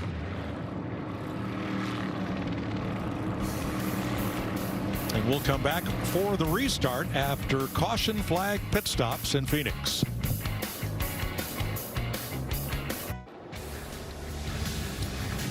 The 2023 World Baseball Classic continues tonight at Chase Field. Mike Trout and Team USA take on Mexico at 10 Eastern, 7 Pacific on FS1 and the Fox Sports app. And there is the site of the World Baseball Classic here in Phoenix.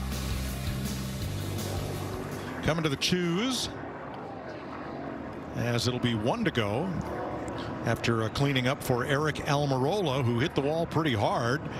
Maybe Regan can update as to what happened there. Yeah, Mike, I just checked with the team down here. Crew Chief Drew Blickensderfer said they had no loose wheels or anything like that. They believe the wheel just straight up broke, and there was a portion of that wheel still on the race car when he made it to pit road finally to make a pit stop. Thanks.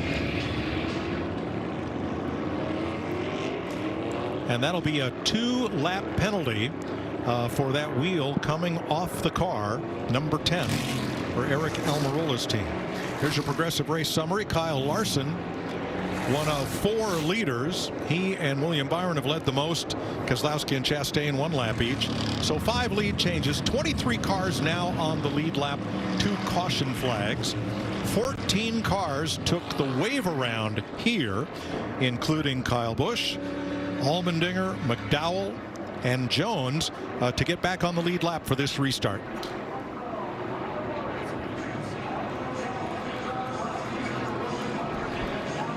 So here they come to the Geico restart zone. 40 laps to go in stage 2. Larson and Byron, class of the field all day. Let's see if Hamlin or Harvick have anything for them. Green flag. Green number 4 keeps getting a little bigger in the mirror for them Hendrick boys. Maybe he could put some pressure on them. Tyler Reddick dropped down real low right away. Looks like he's making it 3 wide on the inside and 1 and 2. I mean, we're talking clear off the racetrack, Danica, like you were saying. I cannot believe he can find grip down there that far. Wow, Christopher Bell, top to bottom, elevator move, 3 wide underneath Chastain. That was a big move. Man, they're still in each other. Yeah, it is.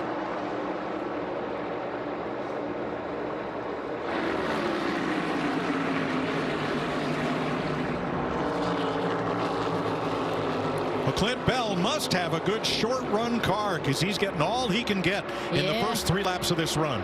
Reddick's coming, though. Well, he fired off super well, went down to the bottom, running the apron really well in 1 and 2. Clint?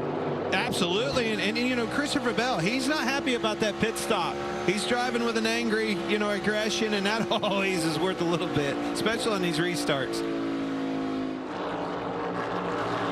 How about this, 22? He's got his car fixed up and making some pretty bold moves out there, Danica. Was he making the move, or was someone making it on him? No, I think he's just going for it, going where it's another one that's probably not very happy with the scenario that he's got, dominating this race in the fall. He's in a ton of traffic back in 15th place. Completely confused. How do you go from dominating a race the last time he was here, won a championship, took all the marbles, and then come back and he can't get out of the way? Unbelievable. It just shows how much work is done in the off season. You know, William Byron said that before the race started, asking him about how do you start the race off, how do you start the season off so well, winning in the first 5 races the last 3 years in a row. And he said it's the team, it's all the work that they do in the off season to make up speed. Well, the game's changed a little bit too. You can't deny that. You know, taking 30% of the grip out of these cars with the downforce, the rear blade, and all the things that Larry explained to us, that changes the game for these teams. Back a quarter. That's Buescher way down on the inside, 3 wide off the corner. Chase Briscoe up top as that group battles for 13th place. These guys back here, it is a mess back here. They are going at it all the way through. Heart rate going up with Chase Briscoe. 3 wide will do that to you, Danica. Definitely will. I don't think it's going to come down too much, because as soon as it clears up, you've got a handful at the wheel with the sliding around all over the track, loose, tight. I'm telling you, don't look now. It's not quite time yet for this Ford car to start showing up, but he's in that 3rd place. He's finally got the track position. Let's see if this long run speed that he's had all day long can do something with these Hendrick guys in the back half of this run here. Man, he is showing up, I think. I mean, he has made up a lot of ground. He's been super strong every run, and now he's about the only one that's really been gapping anyone other than Kyle and William gapping people 1st and 2nd. Here comes Kevin. Chase Briscoe, Chris Buescher continue their battle. This is for 13th. And right behind them, Josh Berry and Joey Logano. And Ryan Preece. And then Ty Gibbs, who got the wave around, or excuse me, got the free pass on this last caution. There is Gibbs, the Monster Energy cam on his 54. He just painted the line. Stalled half.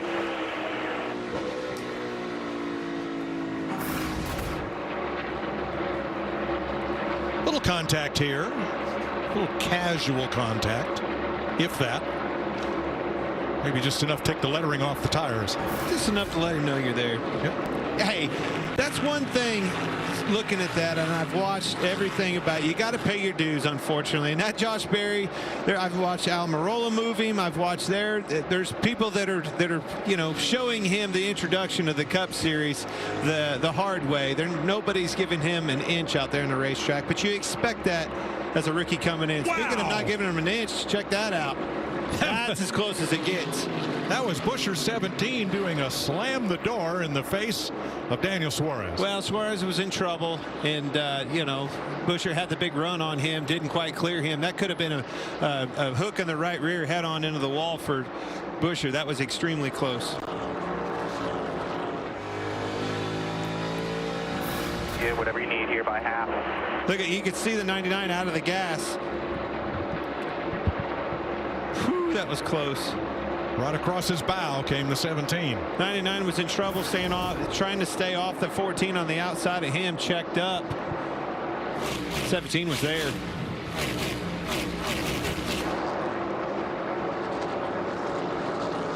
So Berry at 15th, Logano 16th, Preece on the inside at 17th, and then Truex in this group of cars, and they're all about 9 seconds off the lead. Our leaders Last week, pit stops made the difference between Larson and Byron in the outcome of the race. Larry, how about so far today? Well, Mike, Earnhardt used to tell me I can pass him a whole lot easier on pit road than I can on the racetrack. I'm not sure how it's going to work between these two pit crews. The green flag stop at lap 119, the 5 was 10.376. The 24 was 10.376. On the yellow flag stop at 142, the 5 was 11.377. The 24 was 11.377. I don't know how you beat each other doing that. Yeah, you do. You did it yesterday in qualifying. Take that #1 stall. Could make all the difference. How about a third place car, Jamie? Kevin Harvick is on the move, up 12 positions, most gained on the day. And Kevin Harvick said he's taking off better. That last run, the car has gotten much better. And this morning, something else Kevin was telling me was rhythm. It's so important for him to find his rhythm, and you hear that a lot with this Ford team. Clint and Danica, how important is rhythm, and what does rhythm mean for a driver? This track is such a rhythmic track. You have to find your groove. Both ends of this track are completely different. 1 and 2, very wide sweeping corners. The thing wants to get it from underneath of you. You pick the gas up way early in that corner, asking a lot out of it. Very loose. Everybody's been complaining about loose off of 2. Then you come down to 3 and 4, down that very straight back straightaway into 3, tight into this racetrack. Trying to find a good balance in both ends of this track is hard on not only the driver but the crew chief, but then the rhythm, right? You hear the downshifts, the upshifts, the braking, all those things. You have to get into sync, find your rhythm, and then here comes your lap times. I think the rhythm is found in discipline.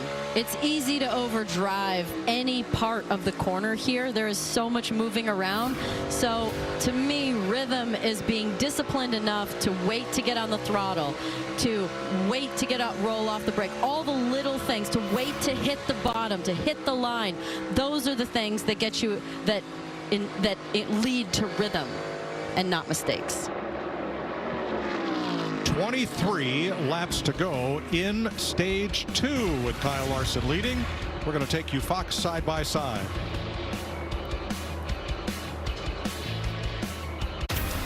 For 46 years straight, more of you have trusted Ford F-Series trucks to help save the day, stretch the weekend, haul, or tow. Just about anything, anywhere. That's because they're built Ford tough, and it's why Ford F-Series are America's best-selling trucks 46 years straight. And for that, we thank you. Because this isn't just about our capability, it's about yours. Your morning coffee. Hot, delicious, comforting. But by the 3rd or 4th cup, your stomach might not feel so good. If that sounds like you, replace your afternoon cup with 5-Hour Energy. It's perfect for when you're feeling coffeeed out. Coffee in the morning, 5-Hour Energy after. Your stomach will thank you. Discover 5-Hour Energy.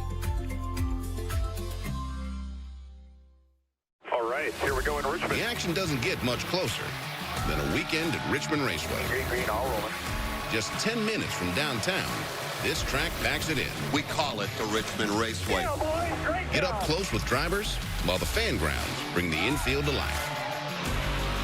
And hang loose with your friends while the racing brings you to your feet. Checkered flag for Hamlin.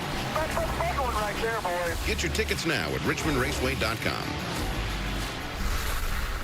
Let's eat, y'all, let's eat, y'all, let's see if you can keep up with the beat, y'all. Take a seat, y'all, time to feast, y'all. Then let's see what you can really do for me, y'all. Crowd legs, dog eggs, bon appetit, y'all. We got the house! Pods handles the driving.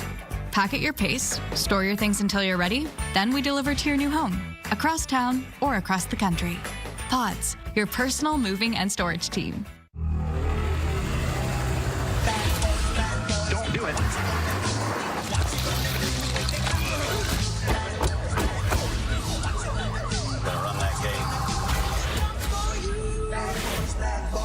Weeknights on FS1, Race Hub is your home for the only daily NASCAR show. Built by the experts for the die-hard fans. Covering the stories, the drama, And the excitement. NASCAR Race Hub, weeknights at 6 Eastern on FS1.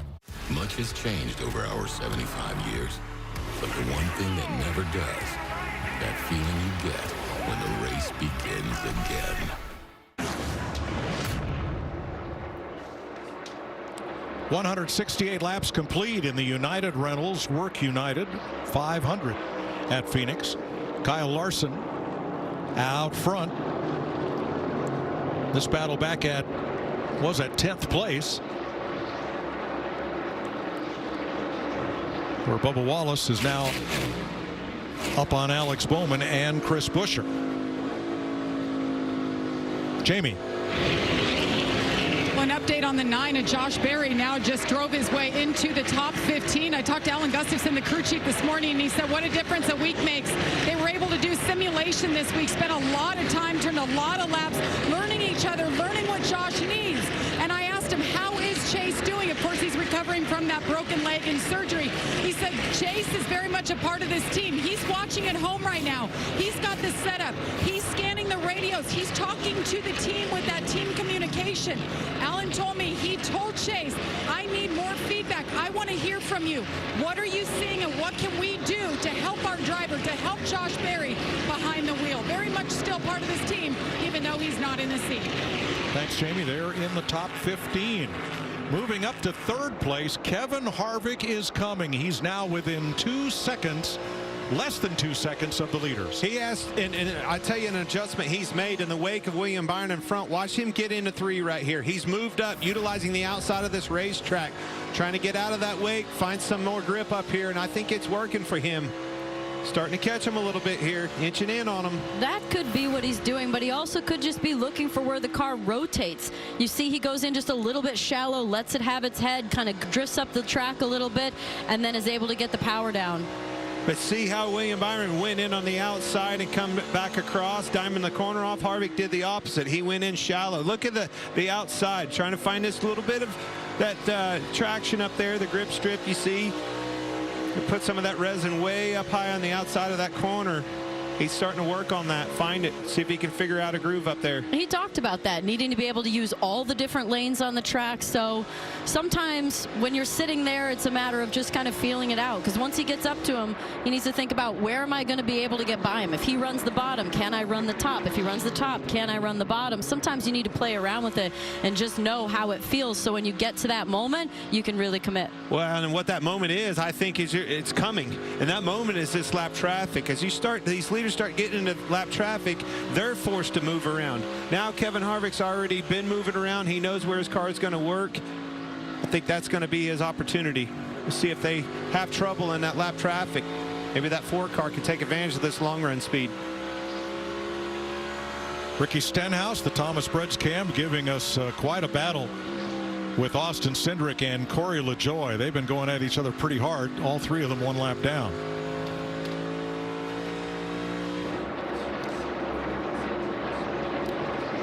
Alex Bowman, Chris Buescher with the dive down to the apron to shorten up the front straightaway. Gains a little bit of ground into 1. Can't complete the pass right there.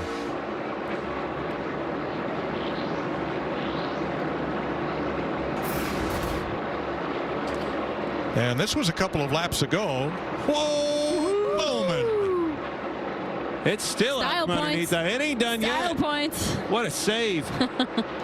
Save them all, as it says on the back bumper. All of these guys say it gets loose over there off of 2, and what you can't do, like with the old car, one car that Danica and I drove, is keep your throttle down and steer out from underneath of it. They say when it gets that sideways, you better abort mission altogether, bail out of that gas and get it gathered up and then go.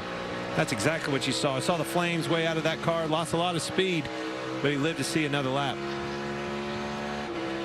Here's the Mahindra tractor cam on board Chase Briscoe, running in the top 10 after restarting 12th. This is our driver's eye cam. Starting to inch in on that. We talked about that in the pre-race. Briscoe's fast here. Won this race a year ago. Good racetrack for him.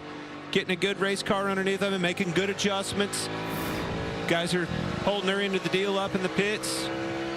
Maybe by the end of this thing, might be able to even get a top 5 out of this 14 car. Like 15 out the back. Last 10 laps or so, he and Ross Chastain have been right together. See how he does that? That was the exact same way Kevin Harvick was doing with William Byron. Going in low, exiting really high, using that the grip up on the outside. Everybody else kind of goes in high and diamonds back off across the center. I think that's all an attempt to get out of the wake of that car in front of you. 16th place, Ryan Preece, Martin Truex. Here's the 19's radio. Zero grip at the center bar. Center to 2/3 of 1 and 2. The whole center of 1 and 3 and 4. No grip. Just no lateral. Either end. Just slide, shatter, push it sideways, everything. Entry still not bad. Exit's not terrible. I hit it right. I used to have a crew chief, Mike. Boy, he was a smart aleck. I don't know, probably had a smart aleck behind the wheel too, but he always used to tell me, just reach up there on the dash to the third one over to grip switch. Boy, I hated when he said that. Yeah.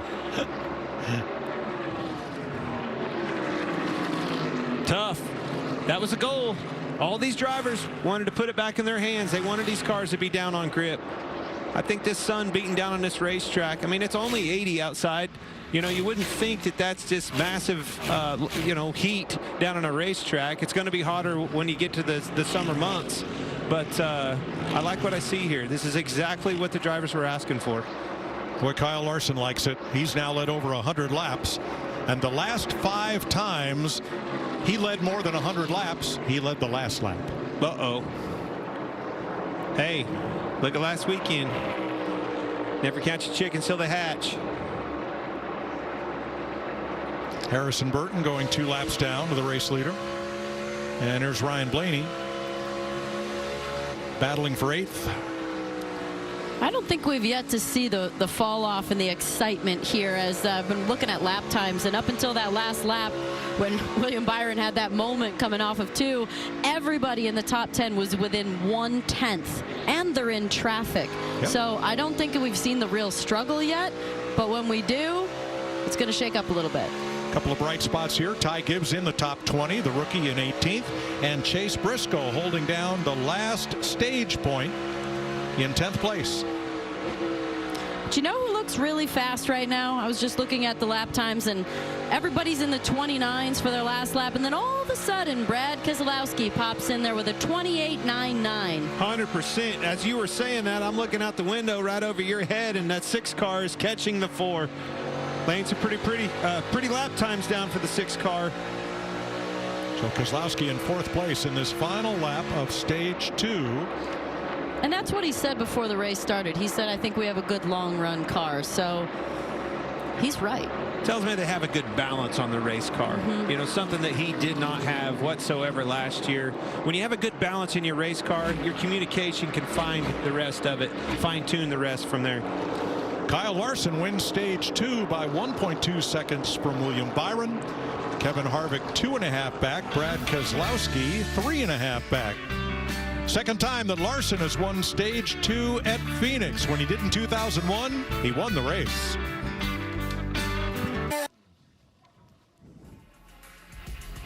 Today's aerial coverage is provided by Goodyear, powering every mile and every moment on NASCAR's road to victory. Goodyear, more driven.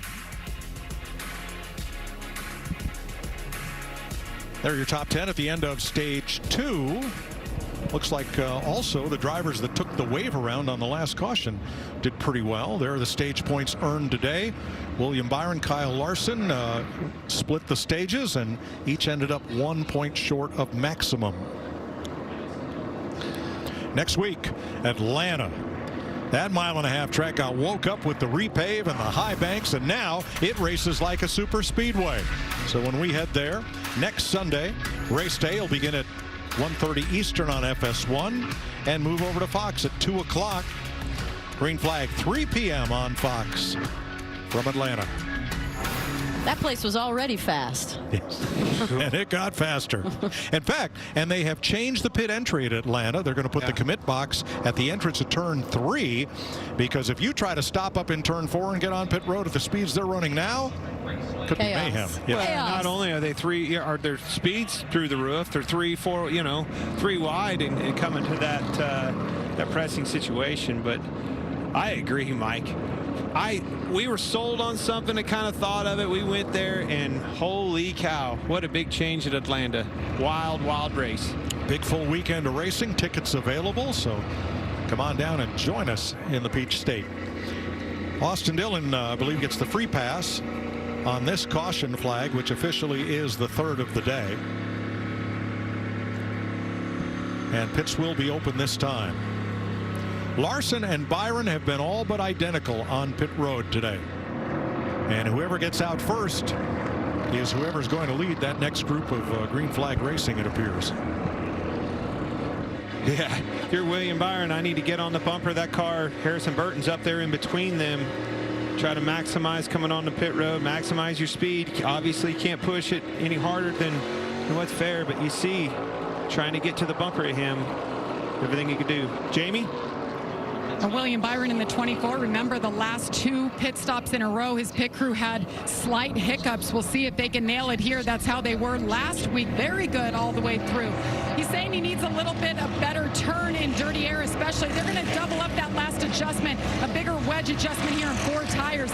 Kevin Harvick in the 4 just loose. He said he just fired off loose there. They're going to tighten him up. You saw that chassis adjustment there, 4 tires. Lincoln? Brad Keselowski on this run lost short run speed, but he gained long run speed. Wanted to make a note of that for later in the race if it's a short run. The 5 of Kyle Larson just a little bit tighter for the first 3 or 4 laps of that run. Otherwise, it has been spot on for him. Going to be close. Here's your race off pit road, sponsored by Ram. Look at this. Abreast, Harvick, Larson, Byron. And Harvick almost put Byron out into the outside wall of pit lane. That was close. Kevin Harvick with this stop and this drive off picks up a spot, but look how close it was there.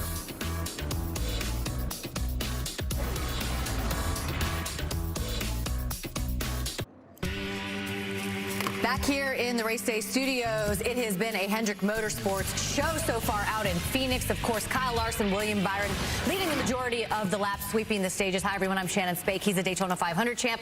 Jamie McMurray. We just talked about Hendrick Motorsports last week. They were so good. Again, good this week. But don't look now because we've got a new player in the game. Yeah, same 2 cars with different rules at a different racetrack.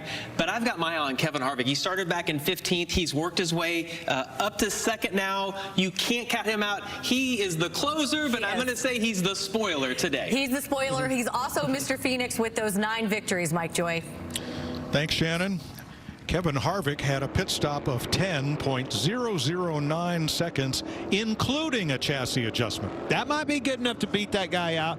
That 5 car having that #1 stall, how do you beat that? You get you a good pit stop, just like Kevin Harvick did. Hey, and he was aggressive. He crowded at William Byron, took that position away. They barely beat William Byron, a 24 bunch out, but I'm telling you, he was aggressive on pit road. That's what it takes. I want to see if his car will take off. You know, we keep talking about that long run speed that he has, and I'm talking about Kevin Harvick. I want to see if he's able to take off with these Hendrick cars and the speed that they have, the raw speed up front. Chevy Ford front row, Larson and Harvick. Chevy Ford second row, Byron and Keselowski. An all Toyota third row with Reddick and Bell. Then Blaney, Hamlin, Chastain, and Briscoe the top 10 as they approach the Geico restart zone for stage 3.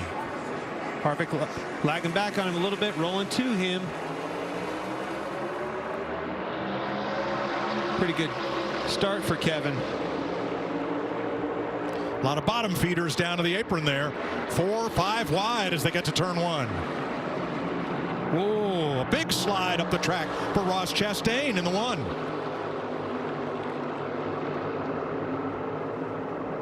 Wow, look at that. That is a traffic jam.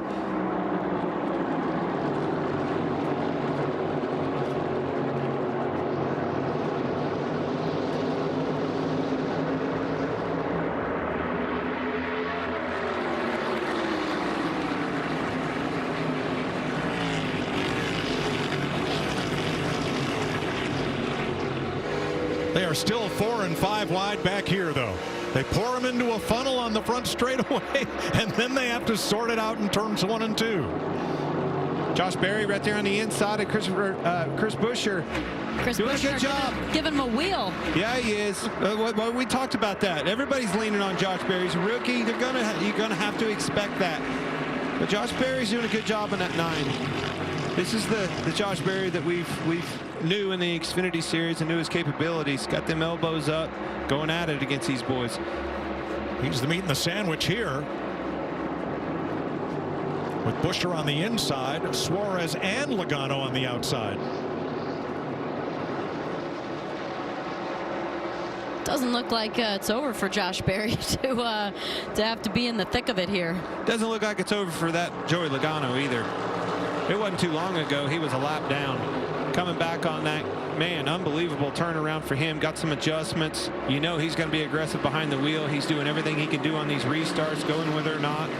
Such a sign of a strong team and also an experienced driver. To be able to turn it around in the race and be in contention is not an easy task. I think they call them champions, Danica. He sure is. Door,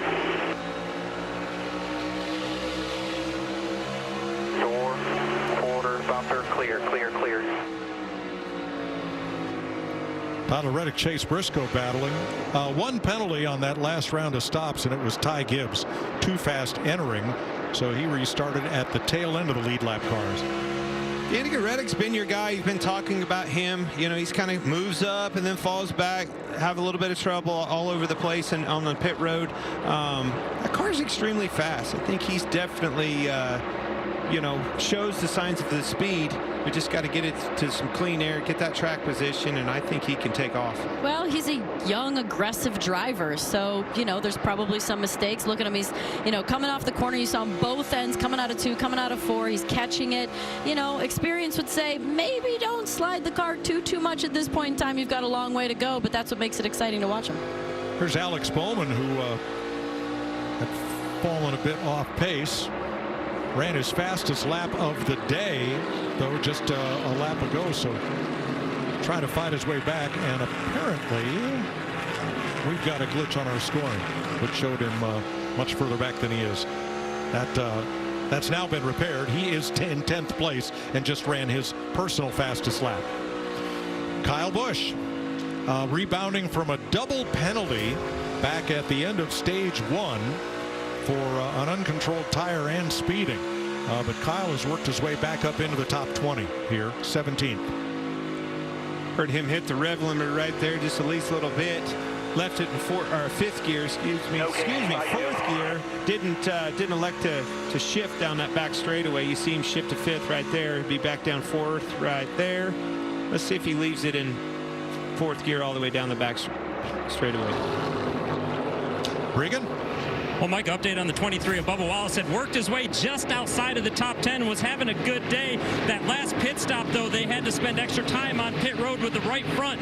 The half bolt was backing out of the right front of the car. They had to tighten that up to make sure it was good to get through to the end of the race. You don't hear that happen often. Well, we used to. But when we first went to this car, those hat bolts would push that was a big reason why the nuts were coming off. The hat bolts were backing off of the wheel there and it was pushing that nut off, and maybe that been something going on with the 10 car as well. 2 of the 3 leading Toyotas battling side by side. Tyler Reddick, Denny Hamlin with the preferred line there on the outside. Reddick's coming right back after him. Be a hard thing to race your boss right there, Danica. Done it. You've done it too. Yeah.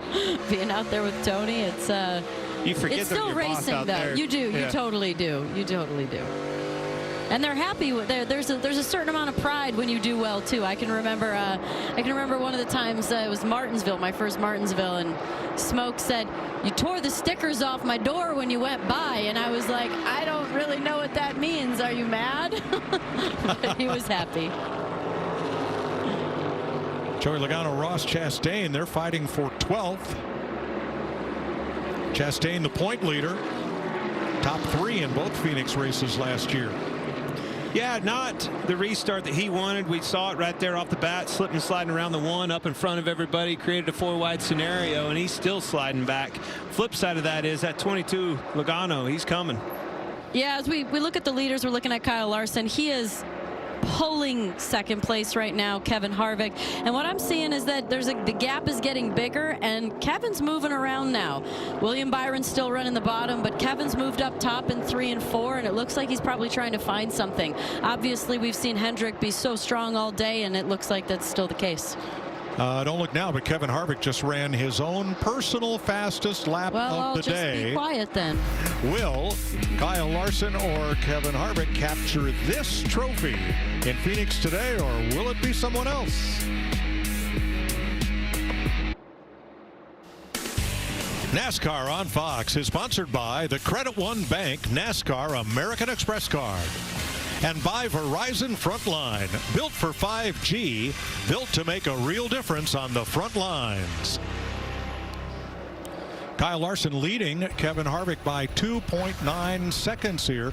Your Credit One Bank ones to watch. Certainly Larson, the prohibitive favorite coming in here. Won the practice session in all categories, won the pole, led the most laps. Who are some of the other ones to watch and why? Well, we certainly knew that 5 car was going to be the one to watch, the one to beat. I don't care. He's going to be the one to beat. But how do you beat him? The 24 car, extremely fast when he's up front. You're going to have to beat him out of the pits. I do not think that 5 car wins you the race off of pit road and you pass him on that racetrack. But Danica, this 4 car, the closer, huh? He's super fast, but what if we're in the scenario where there's a late caution and a restart? I'm going long shot Tyler Reddick. He's wild, he's crazy, he's making the track really wide, so I'm just going to throw that out there. I don't know how you're going to beat Kyle Larson. You kind of gave an idea, but that's my long shot. He and Christopher Bell will be Toyotas to watch, but the closer, Kevin Harvick, 9 wins here, top 10 in the last umpty-ump races, 19 that is.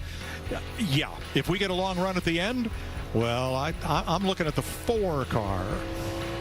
Who else? Well, Mike, there were 2 drivers that came into this race on streaks, top 10 streaks. The only 2 that had a top 10 in both races of 2023. I think that's who we're watching in, Jamie. Yeah, I've got my eyes on Alex Bowman. I don't think he's going to be a threat for the win, but Larry said he's been consistent all year long in the top 10. Started back in 18th, finds himself in 10th right now, though. Yeah, and we're going to keep watching Daniel Suarez, the other driver with 3 top 10s. He's been running back there about 11th, just outside the top 10. Maybe a late race pit stop can get that 99, where he will have 4 consecutive top 10s, Mike. Thanks, Larry. So those are some of your Credit One Bank ones to watch with 95 laps to go. I'm really shocked, and including me, the reason we don't keep talking about Keselowski as a one to watch, because we go back to all of our history, right? The history of last year here. He wasn't a factor in this race. I'm telling you, RFK, and more importantly, that 6 car with Bryce Keselowski behind the wheel of that thing, they're going to be a factor this year. They've shown the speed. He's qualifying well. He's running up front. He'll be a part of that conversation, not only this weekend, but for many races to come. I'm telling you, that company's back. Oh, he's in the mix. He's just a couple of tenths ahead of the number 11, Denny Hamlin. They keeping a close eye on one another. Jamie? Well, you mentioned the 48 of Alex Bowman sitting there in the 10th spot. Didn't have a good qualifying effort. 18th, and I talked to his crew chief, Blake Harris. He said, we have had this race circled. Alex has struggled here. It's his home track. He wants to perform. Said these are the important days. You start mid-pack, you work your way out of the Hornet's Nest, and you make your way into the top 10. They've been working on the car, still have more work to do, but it's getting better. He's trying to keep that top 10 streak alive. Regan? Well, you guys mentioned the 6 of Brad Keselowski in RFK. Let's not forget about his teammate in the 17, Chris Buescher. A strong run for them today. Been fighting the middle of the corner just a little bit, but Chris Buescher, notably not one of his better racetracks here. Only 1 top 10 in 14 starts and having a very good run right now. Thanks, Regan. Now, William Byron finds himself in an interesting and not positive position. He's fallen to 5.5 seconds back of the lead. I believe that's about the furthest he has been back all day. Yeah, take all that back out. We'll get a chance. You're doing good. Keep fighting for me, okay? Keep fighting. That's exactly what you were looking for. Yeah, take that back out when you get a chance. Right. Unfortunately, that only chance that's not a standard chance is right there. You see it in the bar Only been that one caution with the 10 car having trouble with his wheel. Other than that, not very many chances to make them adjustments and get it back on track.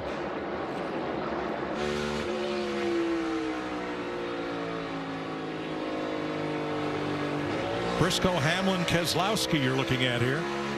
Still 5-7 out the back. 6th, 7th, and 8th. You heard Larry talking about drivers going clear down to 3rd gear, and that's exactly what you heard with Briscoe. 3rd gear, 4th gear, all the way to 5th gear, back down to 4th gear. Workload through the roof for these guys. He was the first to show us that with this new car and this 5-speed sequential gearbox, you're going to be doing a lot of shifting. Last year he did it at the Coliseum. He did it here to very good effect, ending up in Victory Lane, and that became the standard pretty much. Well, we talked about it in qualifying with the difference between the drivers, but this shifting, as we're watching him do it, it's a tool. Shifting becomes a tool. We have so few tools inside of the car to be able to adjust on things that shifting becomes one. If you're tight, you jam it down a gear and you get the car to rotate. You've got more revs, more RPM. You can get the car to rotate more. There's just a lot more that you can do with the car when you have an extra element to get it to turn or get it to not. There it is, 3rd, 4th, 5th. He was leaving in 4th gear down the back straightaway. Hey, it's not only asking a lot out of the driver. Don't you think it isn't asking a lot out of that engine, the valve train on top of that engine, the gearbox? These things are taking a beating. Christopher Bell has all but caught William Byron. Bell has been eating away at Byron's 3rd place advantage by about 1/2 tenth a lap. And Byron's cushion for 3rd is just about gone. Less than a second now. And Tyler Reddick only 1/2 second back of Christopher Bell. One of the things that helps with that shifting and not having the mistakes and having gearbox issues is having a sequential gearbox. You know, these cars used to be H pattern, and you know, it was easy to dog, you know, hit them and grind the edges off, and then it made it slip in and out of gears so much more easily. Almost felt like you were dealing with butter. But with a sequential gearbox, you're just moving the shifter forward and backwards. That's it. So it's much more difficult to have a missed shift. Yeah, you used to get them, you know, crossing the gate. You used to get them hung in between gears with the linkage, and that would, you know, throw fits. You'd have to get into the pits and have them get underneath of it and you know, literally fix the linkage if they could. Hamlin to 7th there. Now, for all the keyboard warriors, I'm going to do this in words of one syllable. The last green flag full screen break of this race comes right now. 79 laps to go. Last week's winner, William Byron, in 3rd, 6 seconds off the lead. The closer, Kevin Harvick, in his final Cup season, trying to close one out here, 2 seconds back. And Kyle Larson has led a race high 170 laps today. I mean, he was the prohibitive favorite. Larson was top 10 in 7 of his last 8 Phoenix starts. And here is Harvick, 9 wins, 19 straight top 10s here.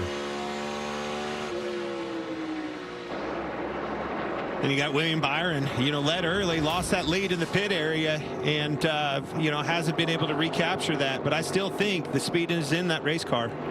Christopher Bell has caught Byron for 3rd. Bell with 2 top 5 finishes this season, and he's finished top 10 in 3 of the last 4 here. But look back, not too far behind them. You've got Tyler Reddick. I said, man, I think he's one to watch. He's a fast driver. I'm not sure exactly how he's been falling off in these runs exactly. I think he's been pretty steady. He's definitely one to explore the space out there. You see him up high coming off of turn 4. And as they start to battle in front of him, he's going to catch them. And that'll be interesting. Reddick was 3rd here last year. Brad Keselowski, 13 Phoenix top 10s. Didn't have a top 20 finish last year here. Didn't run a single lap in the top 10, but he is having a very strong day. Takes me back to Friday's practice. No Toyotas really showed up on the speed charts. I was thinking, man, the Toyota camp's in trouble. We go to qualifying yesterday. Denny Hamlin shows up, puts that baby on the outside front row. 2-time Phoenix winner Hamlin in 7th, but Chase Briscoe in hot pursuit. Last year's winner It's a pretty big pickup. He qualified 24th. He's now battling Denny Hamlin, who started second for 7th place. Grinding it out, heading in the right direction, definitely trending up. And the pass made to the inside and completed off of turn 4 to the finish line. Maybe. Hamlin looks for the crossover. You're always trying to take the lane from him, but, you know, well, they got the momentum. He got the position. He did, slid up in front of him, and then ran into trouble. Note that Christopher Bell has taken 3rd from William Byron. How about that? William is not happy with that car. Made an adjustment, said we got to get this thing back out. And have to wait that pit stop. Let's go to Ryan Blaney, who is in 9th place in his Team Penske Ford. Top 5 in the last 3 here. He's looking for his 6th straight top 10 at Phoenix.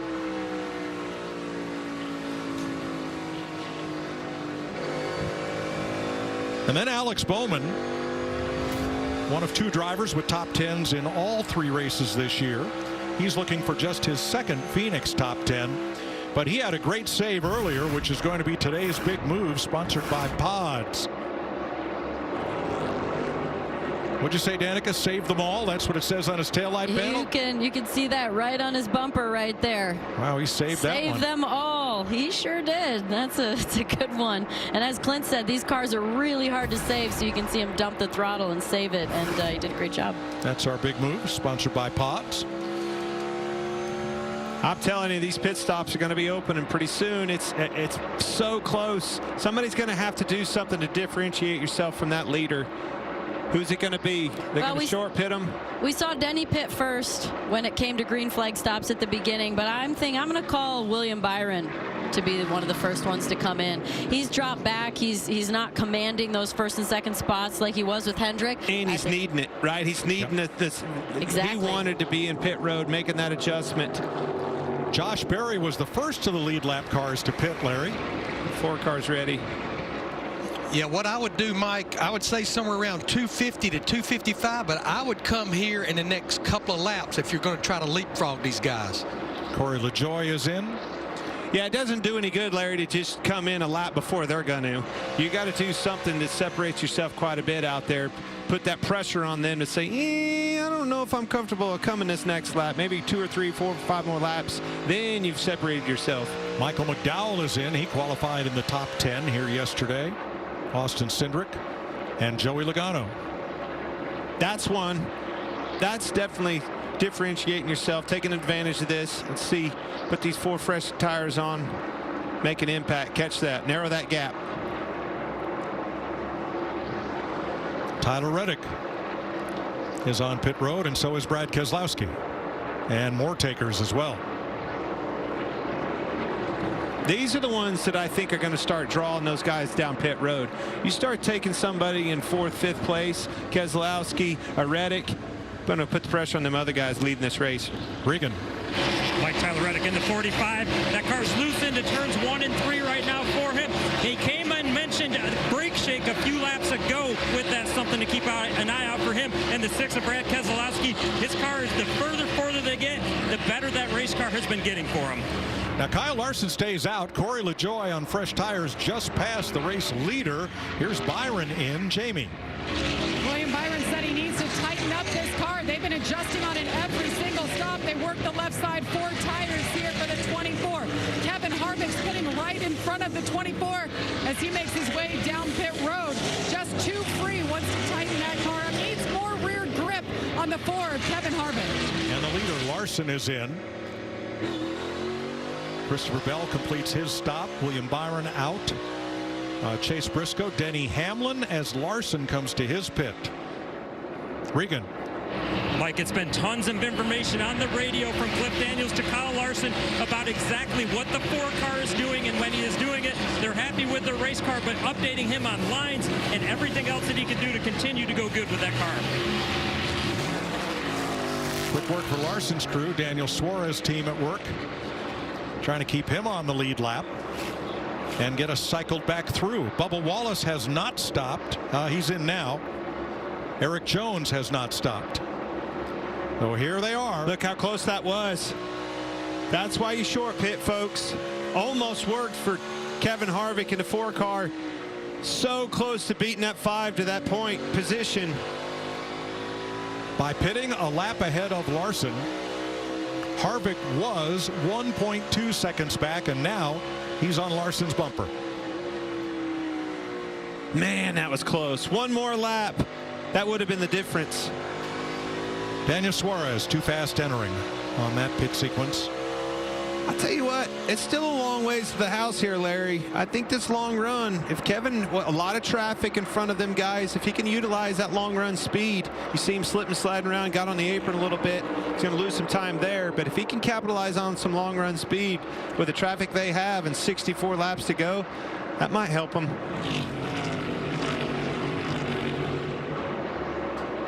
So Eric Jones is the race leader. He's the only driver who has not stopped among those on the lead lap. And here's a look at Larson's stop. Larry? Yeah, you're going to see they're just a little bit slow on the right rear. See, the right front tire changer is already around, and the right rear just was finishing. A little bit is a lot, especially when you're talking under green. Yeah, I was going to say that looked like quite a bit. Almost the difference maker. So close. Harvick stop 11.1 seconds. Larson stop 12.6. So 1.5 second difference. We've been talking about it, Mike, how big of a deal pit road is, but pit crews as well. And, you know, we track back to Larson winning the championship. He gives credit to his pit crew. We talk about last weekend getting off of pit road with William Byron, helping him win the race. Pit crew is critical, especially in these last stops. And there is the difference. Drive time and stop time. So Eric Jones hoping for a caution as he leads Kyle Larson, Kevin Harvick, Christopher Bell, and William Byron.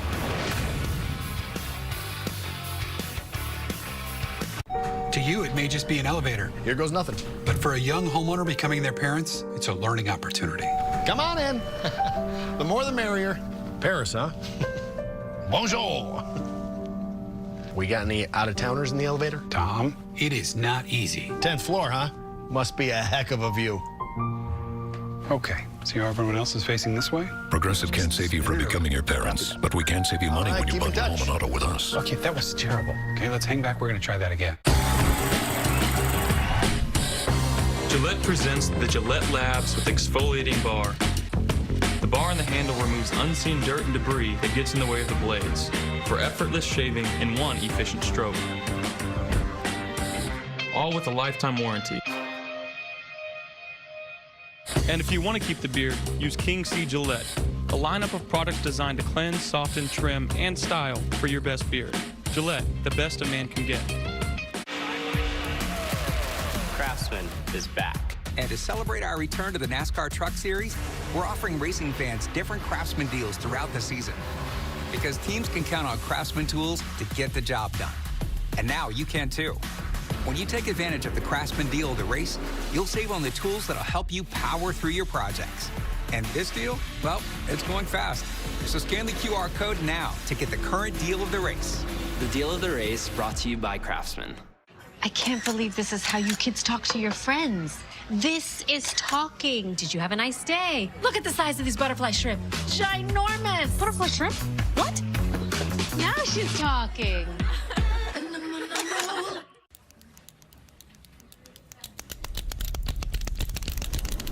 Uh-oh.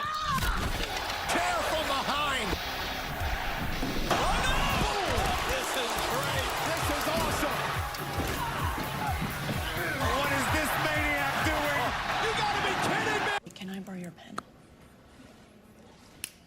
Thank you.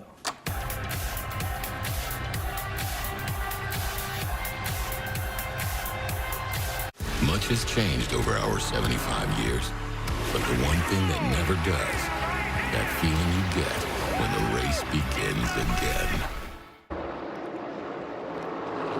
again. 56 laps to go in the desert. Eric Jones in the 43 is the race leader. Now, he was last on pit road at lap 190. 56 laps ago. He has 4 Phoenix top 10s, and he is trying to wait this one out in hopes of catching a caution flag that would put everybody from 22nd back a lap down. But Kyle Larson has closed to within 3 seconds of Jones even after making a pit stop. So the lead is going to change hands here before long. Here's Larson, who has about half a second on Kevin Harvick. And why couldn't Harvick, with that head of steam, take the lead as they both came off pit road? Because what we've seen all day is that Kevin Harvick's number 4 is a long run car. Doesn't fire off with great speed, but the longer they run under green, the better Harvick's chances. And stickers are awesome. That's another reason. Kyle came rolling out with tires. He's trying everything he can do. Kevin is all over this racetrack trying to find that grip, trying to find a line around that 5 car.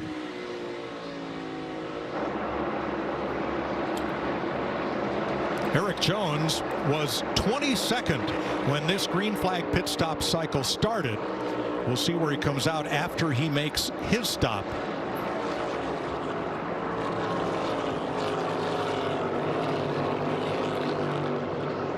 Last time Kevin Harvick did not finish a race at Phoenix in the top 10. Here's what else was happening. That was 2013. Austin Cindric was a 14-year-old racing Legends cars. Noah Gragson was 14. Harrison Burton was 12, but winning. Ty Gibbs was 10.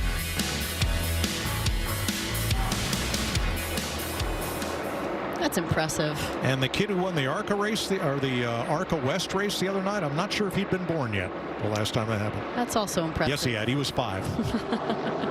That's an incredible run for 10 years.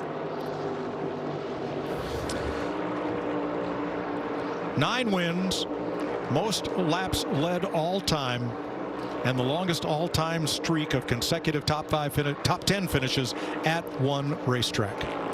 Incredible.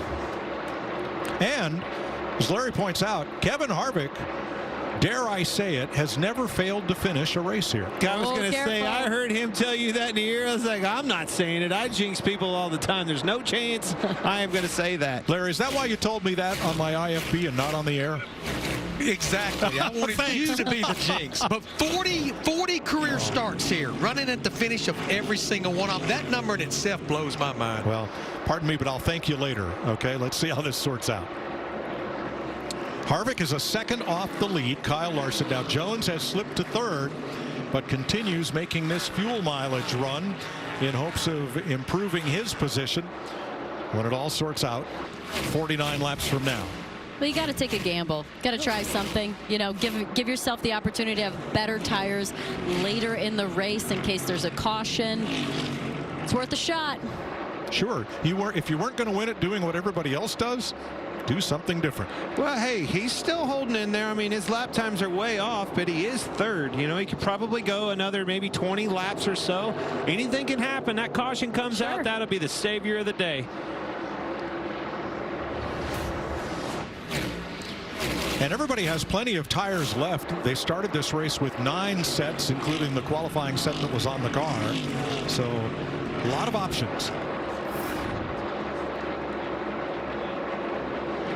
So Jones now 3rd, about 1 second ahead of Christopher Bell in 4th, and a 1.5 seconds ahead of William Byron in 5th. Now, if you're Jones, what you have to do, be careful with these guys. Obviously, everybody's on tires. Try to time it to where they make that pass where it doesn't cost you time. The other thing you have to do is make sure you're not the caution. You need a caution to come out. Make sure you're not it. You do, but I'm curious, Larry Mack, how far can Erik Jones go on this run? Yeah, Danica, he last pitted at lap 190. With the way the pace has slowed down, he can probably go another 15, maybe close to 20 laps. But this strategy, what makes this work for him right now, if the caution comes out, everybody that even made those green flag pit stops, everybody's coming to pit road and getting 4 more tires. They do need a caution right here, though. Sure. Well, right, Larry. Everybody else has 20 green flag laps on their tires, so they'd all have to come as Christopher Bell goes past Erik Jones for 3rd. Harvick, as we get longer into this run, he is nestling right up to the bumper of Kyle Larson. We're going to have a race on our hands here. So why don't we crank it up?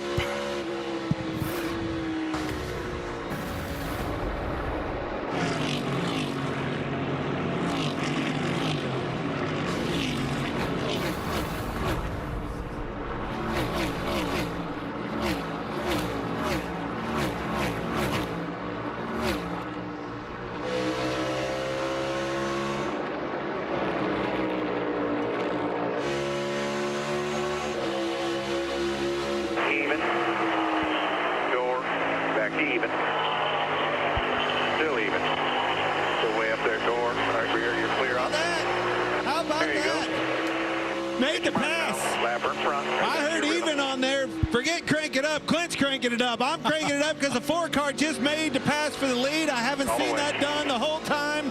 Unbelievable. Did not see this coming whatsoever. The 5 car somehow, some way just got passed. Now, can Larson take it back? We were wondering, how was anyone going to beat Kyle Larson? And I think the answer is a long run.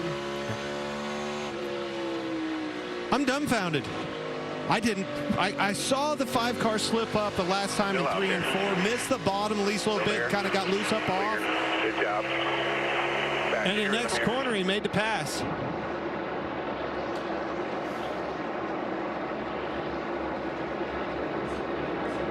Why did we run high in 3 and 4? We shouldn't have done that. Ooh, Cliff Daniels not happy. Because the last time through there, he missed the bottom and slipped up out of the groove. That 4 car was getting big in the rearview mirror and forced him to move, make a move and search around. Maybe we should have been doing that a few laps prior to that. And all day they've all been talking about, once you catch someone, how difficult it is to make the pass. That's something Kyle Larson's going to have to find out now. You see him slipping and sliding around again. I'm telling you, that car it's out of shape. It's for whatever reason. I don't know if they made an adjustment or what, but he's got his hands full. Brad Keselowski, Ryan Blaney, Chase Briscoe. This is the race for 6th place.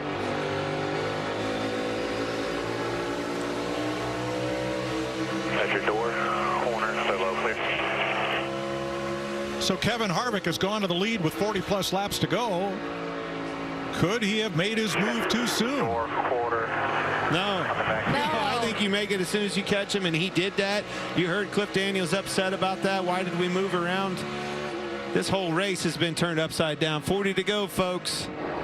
All right, coming into the closing laps at Phoenix, we're going to take our final side-by-side green flag break. Kevin Harvick now leading Kyle Larson by 1.2 seconds.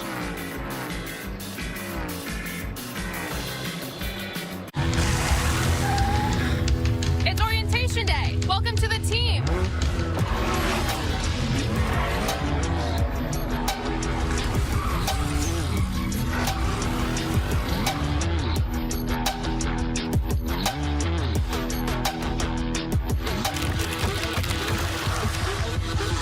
The race. I like this team. Be part of something greater. Toyota. Let's go places. Dude, what are you doing? I'm protecting my car. That's too much work. WeatherTech is so much easier. Laser measured floor liners up here, seat protector and cargo liner back there. Nice. Out here, side window deflectors and mud flaps and the bump step to keep the bumper dent free. Cool. It's the best protection for your vehicle, new or pre-owned. Great. But where do I order? WeatherTech.com. America's falling in love with these 4 farmers. This really hit me in the heart like this is real. And so are these city women. A man in a belt buckle and cowboy hat is so sexy. Wednesday, Farmer Wants a Wife heads to the farms. What do we think of Oklahoma? It looks very abandoned. Things get real. She's got me messed up. So decisions must be made. I reckon it's that time. This is not fun for me. It's not easy for me. Farmer Wants a Wife. All new Wednesday on Fox. The Eagle has landed. That's one small step for man. Hey, what's up? Houston, we have a situation. How did you get here? Your character's in our video game. Video game? Yeah, it's what we do with Xfinity 10G. It's like, the best network imaginable. What the heck is that? Those are the bad guys. Are they friendly? The 10G network, only from Xfinity. One giant leap for mankind.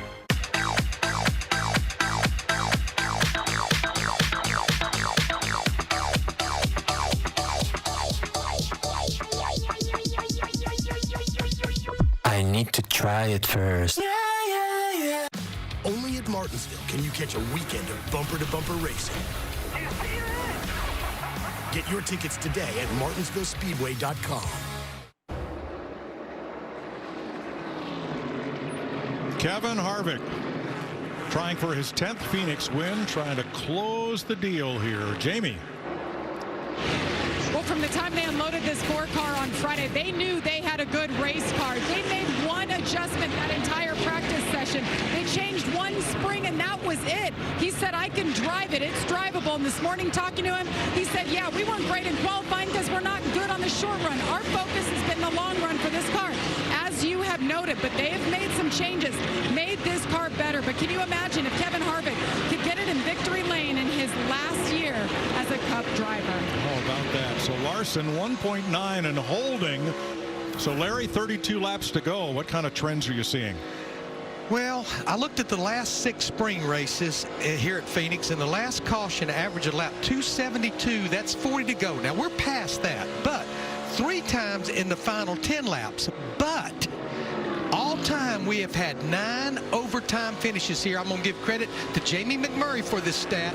That is 3rd behind Daytona and Talladega only. Wow. That is the 2nd time I've heard them try to jinx that guy.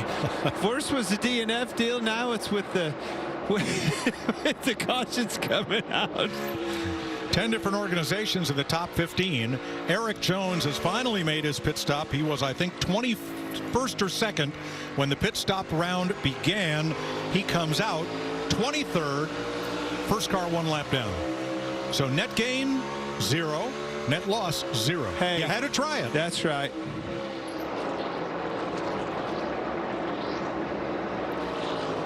Your day's not very good. You know, you got to do something to try.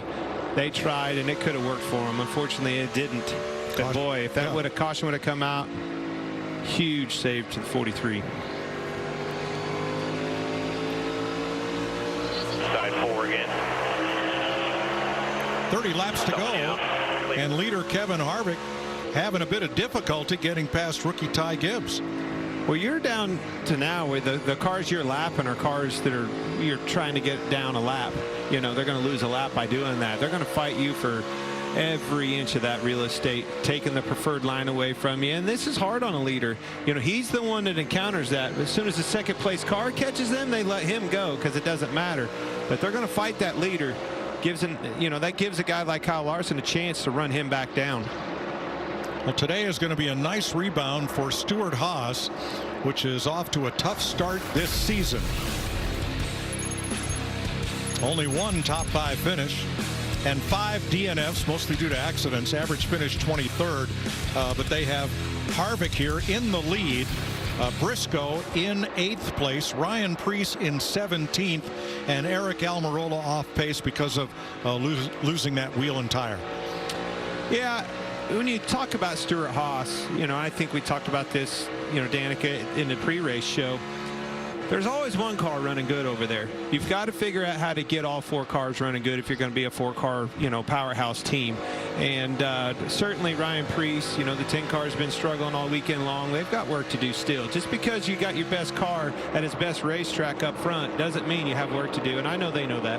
Yeah, it's, you know, the crew chiefs make a really big difference in Cup racing and stock car racing. It's, you know, when a driver gets changed out, which has happened in the past, I've experienced it, the driver switches out and not the cars. Like, the crew chief keeps all of the cars, and all you do is switch the driver and their seat out. So it just shows how much of a baby every little element of the car and everything that goes with that number does. So crew chiefs make a big deal, and obviously that's the case with Kevin Harvick and Rodney. Now, we just saw Kyle Larson come around 3 and 4. They're ringing the bottom, trying to shorten the way around this racetrack as much as he possibly can to try to narrow that 2.3 second deficit to Kevin Harvick. Yeah, he's just not able to run the lap time, though. I mean, you know, you're a 28.87 with the leader Harvick, and he's a 29.25. Now, flip side of that, let me tell you this, Christopher Bell, running 3rd. He's the only one in the 28-second bracket other than Kevin Harvick. Something happens here in the 20 car can gain this track position. If this caution does come out, maybe Christopher Bell's got another opportunity. Larson ahead of Zane Smith, who is 30th, 3 laps back. And William Byron, victory lane last week, stage 1 winner this week.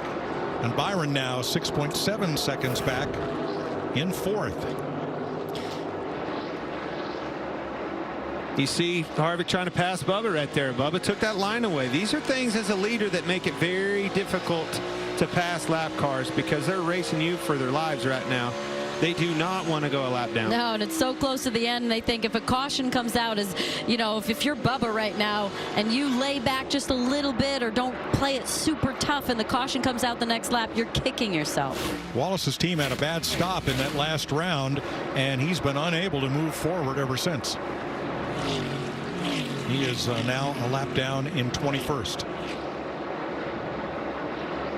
Yeah, it just takes me back to the pit stops. You know, Kevin Harvick was complaining too loose the last 2 stops. Did they tighten him up? Obviously they did something. That car came to life, drove right around the leader. And the flip side of that, did Larson, did they adjust, make an adjustment, got that car up on top of the racetrack and lose for him? Those are the things that, you know, from this perspective, Danica, when you're driving and you drive all these years, you know, what happened there? Right. Sometimes it's nothing. Sometimes it's just a different set of tires can upset that car. Yes, that's true. It is true. Tires sometimes have a little variance. But, you know, as we've trended throughout the race, Hendrick was so strong, and Larson and William Byron were just, you know, walking away with it. We were wondering if they were just going to sting up the show the entire day. But, you know, now we've got Kevin Harvick in the lead. Christopher Bell's right up there. You know, there's been some cars that have come into the mix. So has the track gone away from him, or have other cars just made better changes? You know, we heard early on with both Kyle and William, they weren't really complaining about their car. They're just like, it's pretty good. You know, the balance is there. It's just a matter of who was in the lead. So maybe they just didn't tweak on it enough. Well, you said it. You know, the track, you're starting to see shadows on those cars. You know, the sun's starting to go down. Maybe it's changing some conditions out there. Plays in one car's hands other than the other, and you know, that's a valid conversation there. But I mean, proof's in the pudding. Look no further than the difference that it made with that 4 car. Just boom, came to life. Well, let's listen in on second place, Kyle Larson. If we get a chance to work on it again, what can I do to help you? Nothing for this amount of runs. So much short runs, I'm just not as good as the 4, and I'm guessing the 20 behind me. Short run's fine. Car is fine for short runs. There it is again. If they get a chance to work on it, all he needs is another green flag. You know what, though? Kevin didn't necessarily pass him on a long run. That wasn't very deep into that run. Maybe, 20 laps that he caught him. The whole day, Kevin has been good 30, 35 plus laps on, you know, in that first stage. Look at that. He really didn't start showing an advantage until at least 35 laps of the 60. Well, you've got to look at then if Kyle and them are not complaining, William not complaining about the balance, but Kevin there was some more potential speed in his car. They just didn't hit it right yet. So as they do get closer to hitting it, all of a sudden they're in the mix. Here's the Toyota Cam on board Martin Truex, who is now the last car on the lead lap in 18th place. 50 laps on your tires. 7 to go.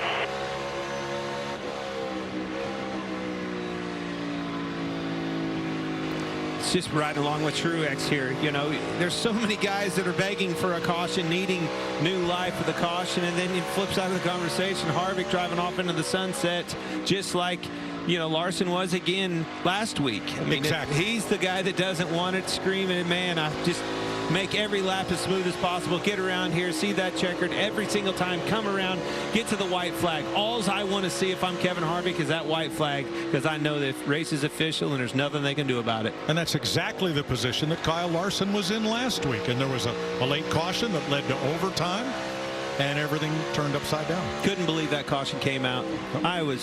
I saw it and I couldn't believe my eyes. Very exciting. Unbelievable. I wouldn't mind it today. If Kevin Harvick prevails and wins his 10th race at Phoenix today, what does that tell us about what we could see when we come back here in November to settle this championship? If there's these guys they're trying for a caution right here. These 3 were all over one another. Well, that's the battle for the free pass position right there. Well, that explains it, because they were driving each other pretty dirty as far as I'm concerned. Slide jobs. The 3 cars slid up in front of Allmendinger. I've seen him, remember the clash? He didn't necessarily like that. Right. Wrecked a guy in practice. Probably not going to slide job AJ Allmendinger. They are all trying to be the first car 1 lap down in case the caution should waive in these closing 13. laps.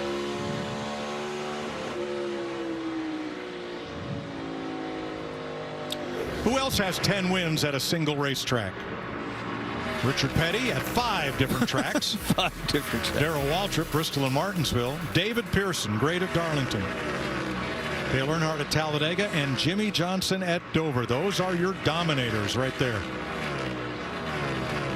Pretty exclusive group. Yes, it is. Richard Petty, 5 different tracks. Yeah. 10 was, that's 50 wins. Out of 200. Yeah. At 5 different tracks, yes.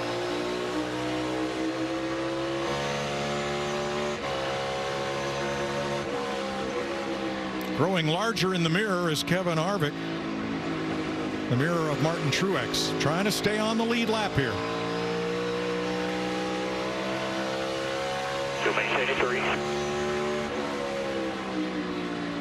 Spin! Harrison Burton. Front straightaway, caution, a very quick caution as Burton very quickly got righted and drove away, but the yellow flag was already waving. Well, now there'll be debris, so that's appropriate. The tire's blown. That one was a pretty quick caution there. I don't know if I blame him, but that was pretty fast. The debris is going to be whatever's flying out of the number 4 pit box right this minute. Oh, gosh. There it is, folks. Kyle didn't want to see it last week. Kevin and Rodney don't want to see it this week. It's exciting to watch, but it's not fun when you're the leader. Yes, I hear you, hon. No. I hear you. I hear you. Does this, man, this comes down to this pit stop. I know it, honey. I know. I cannot believe it either. Watch this. Harrison Burton up on the top of the screen, spins, gets it sideways all by himself. Looking back from Alex Kind of Bowman. spins down on the apron, gets it gathered back up. Not sure if the flat tire caused the spin or the spin caused the flat tire. And you know what? It doesn't matter now. When he locked it down, I'm thinking that's what blew the tire, but oh boy. Well, they're cheering in the number 3 pit, so Austin Dillon gets the free pass. Tell you who's cheering. This 5 camp. Oh, yes. They needed that. This is their only chance. Can it be redemption from last week? This is where it's going to come down to, is yesterday being in that number 1 stall. The pressure's on all these pit crews. Oh yeah, man. Pit stop rankings from last season in the lower right. He won a championship right here, beating them out of the pits. Those drivers are saying, free me up and pump them up. No, they're saying, just get me a good pit stop. You heard Kyle wants no changes, told Cliff Daniels, no changes, happy with the car, the way his car takes off. If you're Kevin Harvick, same way, just get me a good pit stop. Look at the cars in between them. So last week on this final caution, Martin Truex stayed out. William Byron, everybody else got 2 tires. Of course, Vegas, very different racetrack from Phoenix. Larry, would anybody dare take 2 tires at this point? Oof. If they do, they would be fired in the morning. Well, not even that. close. Good call, Larry, man. I had to ask. There might be somebody, though. I wouldn't be so quick on it. I mean, maybe there is. Truex tried it last week, didn't work. My thing is that 5 car's quiet. There's a bunch of cars in between them. It's going to be very difficult for him to get to the back bumper. That'll give Harvick the advantage coming onto pit road. That could take away the advantage of Kyle Larson having that number 1 stall. Watch this as they come onto pit road. That's right, but because you cannot pull up to pit past those lapped cars. Pit road is open. Here they come. Now, Did once a you're good down job. on that lane, you can pull up. Did a pretty good job getting to his rear bumper. Jamie. I'm trying to decipher code words down here, Mike. Listening to the 24, they used this same code word a week ago at Vegas. I don't want to give it away, but this could be a 2-tire stop here. Going to watch and see if they call an audible and end up doing 4 tires. That will be 4 for the 24. And Kevin Harvick on the other side. Been working on this car. Great stuff. There it is. Nope, it's 2 tires. 4 tires for the 4, Regan. Jamie, it's code words all over my end of pit road as well. The 20 car, Christopher Bell, needs to just be a little bit freer with the race car. That's all he's asked for. And the 5 of Kyle Larson, he said short runs are great. This is exactly what they needed in a quick stop. 5 and 24 to the line, and Larson with 2 tires. Harvick's in trouble. Look at all the cars that took 2 tires in front of him. 6 spots miss on Kevin Harvick. Huge, huge hit for Kevin and the 4 team. Not good.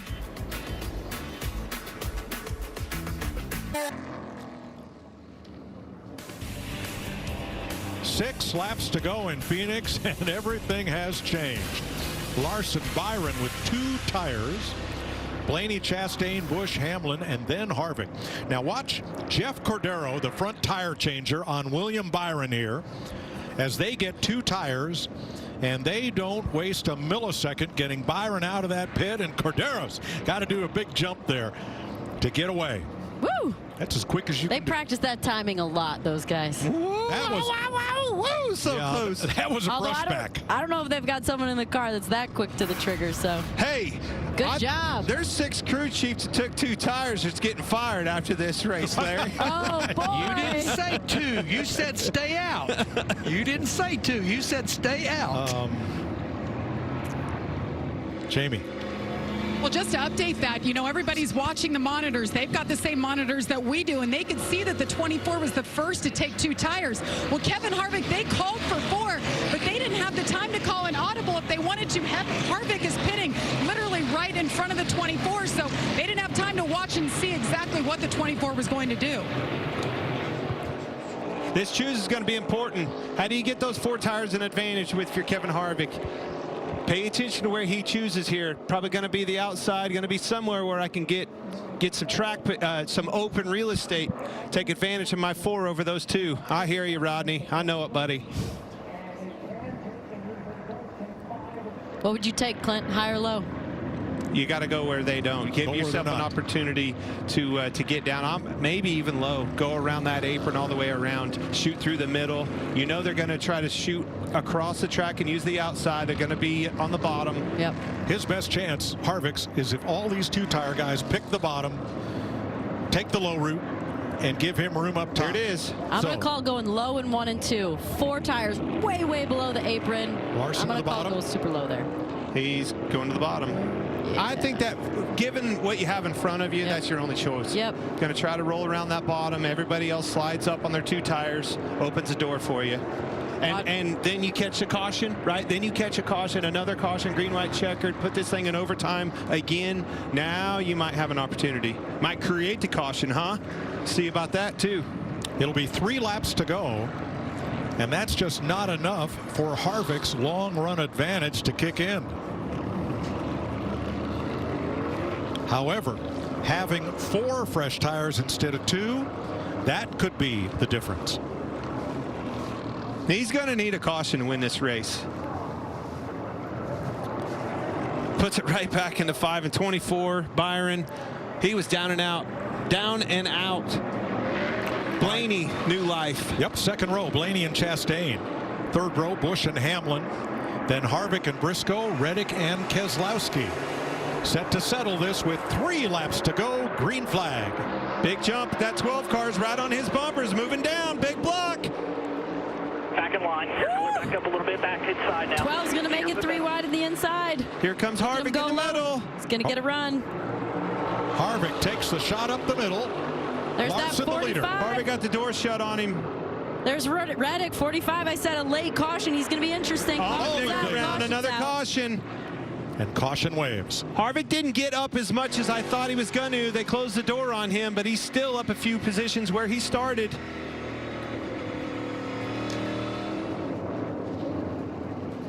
Thought I saw some damage to the right front of Ty Gibbs' car. Oh, lots of it. You did.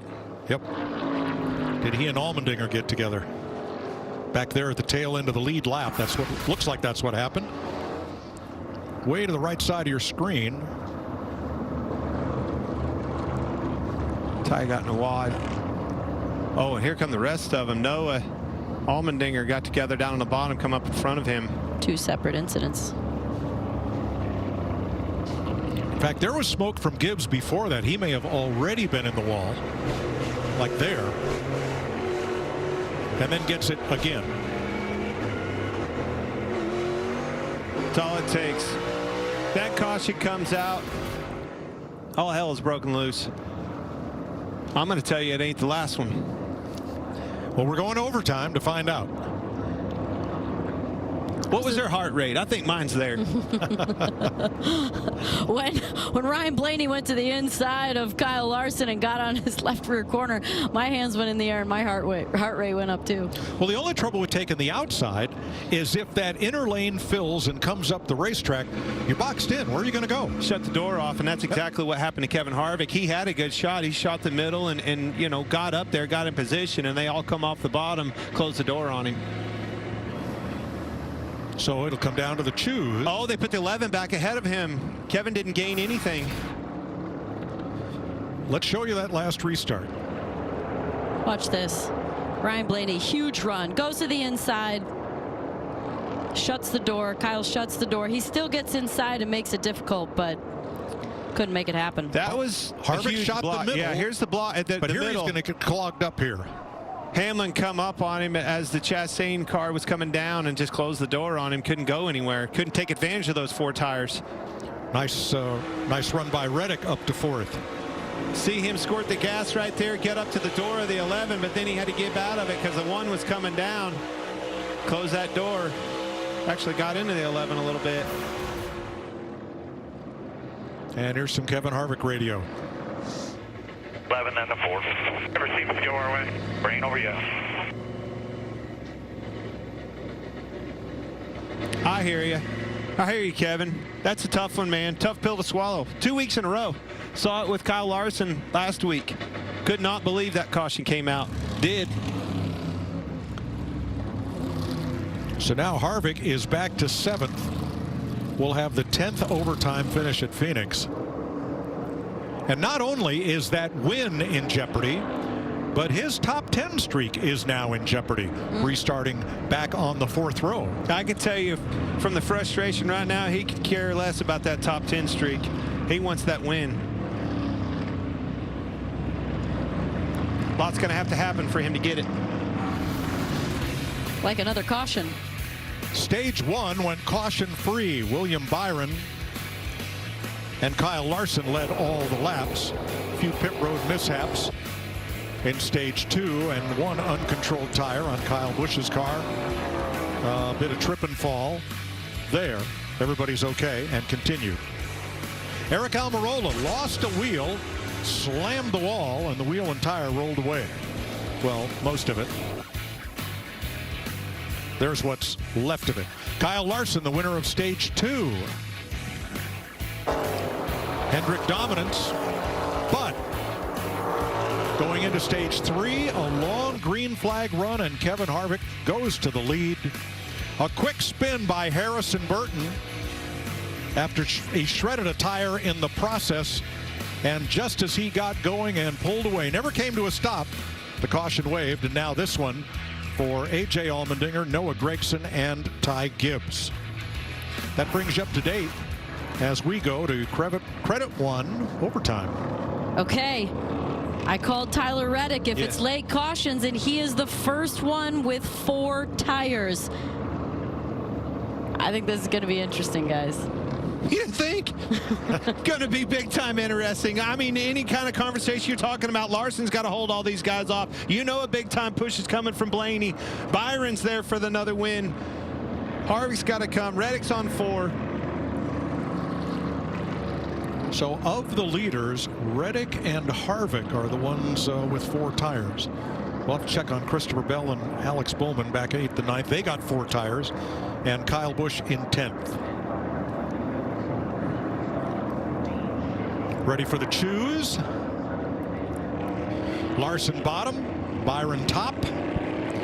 2 by 2, 2 by 2. Harvick to the top again. Pretty much the exact same thing. Behind the 12. You can go and go wide on 2 and leave it there, and you could always adjust your roll speed a little bit too if you need to. You're going to be great here. Taking the green with a green line checker. That is Cliff Daniels, crew chief for Kyle Larson. We'll listen to his spotter, Tyler Munn, on the restart. This 12 car is going to be a player. If he gets to the inside of that 5, breaks that momentum, opens the door up for 24, opens the door up for Blaney. Elbows up, going to have to be aggressive. So the United Rentals Work United 500 will be decided with overtime, sponsored by Credit One Bank. Ross Chastain's back up there in the mix too, 5th place. Keep your eye on this Ryan Blaney. He showed it to him last time. Can he do a better job? 2 Chevys on the front row, then a Ford and a Toyota, a Chevy and a Toyota. Here we go. Back to green. Not quite as good, but he has some help. You're good. You're good. Get back up. Still outside 24. Still outside 24. 24 is on the outside of him. Holding tough. Still there. You're clear down. Still out there. Somebody's Here comes a run of Blaney. Here he comes. Middle.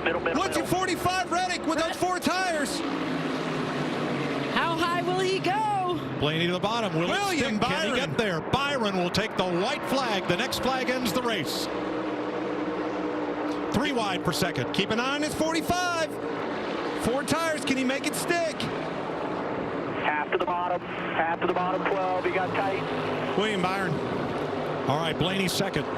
Tyler Reddick boxed in. Boxed in by the 5. No place to go. And for the 2nd week in a row, William Byron comes off turn 4. Checkered flag Byron. I cannot believe he came back and won that race. Led early. The 5 car showed dominance all day long. I see it, Cliff Daniels. The 4 car coming past that 5. Nobody thought that was going to happen. And after all of that, Willie B comes right back. He'll have that big fat hat on. Wow. In Victory Lane, he's going to have it on. He loves these late cautions. Wow, another Yes, win. he does. Blaney, great run. Reddick up there. Poor Kyle Larson, Kevin Harvick. They slipped back, but that was an exciting ending. Yes, it was. Reddick, awesome rebound for him. Needed this strong run. Blaney, didn't see him all day long. Caution comes out, took advantage of it. I didn't even know what to say. They were all over the place. 24 cars on the lead lap, and it looked like they were all under a blanket. Pit crew. Heck yeah. Woo. Awesome job, Pete. Awesome job. Byron specially has been winning in the first 5 races of a season. And now he's won 2 of the first 5. Did a good job holding strong on that outside of Kyle Larson. Put him in a situation. You could see how much it held them both up. Kyle had to get out of the gas, stay off of him. Blaney almost got beside them with a 3-wide battle. That boy, he was aggressive on that restart. Went and won this race. Took it from his teammate. Well, and we saw that short run speed come back to serve them well. First time that Byron has had a top 5 finish here. Fixed that, didn't he? 6th career win for the 25-year-old who went to his first race at Martinsville, Virginia, when he was in grade school. Tony Stewart won that day, and it made a lifelong impression on William Byron, who says at Hendrick Motorsports, he says the guys with the pop-off valve on that pressure cooker are Rick Hendrick and Chad Knaus. But the one person at Hendrick that's really brought William out of his shell has been Jeff Gordon. Kevin Harvick going to want to go back. Just a fun guy. Yes. He's going to want to see that replay of that spin. That caution that came out cost him dearly. Unfortunate. Kevin Harvick finishes 5th and extends his streak. Not the finish he and Rodney Childers hoped for.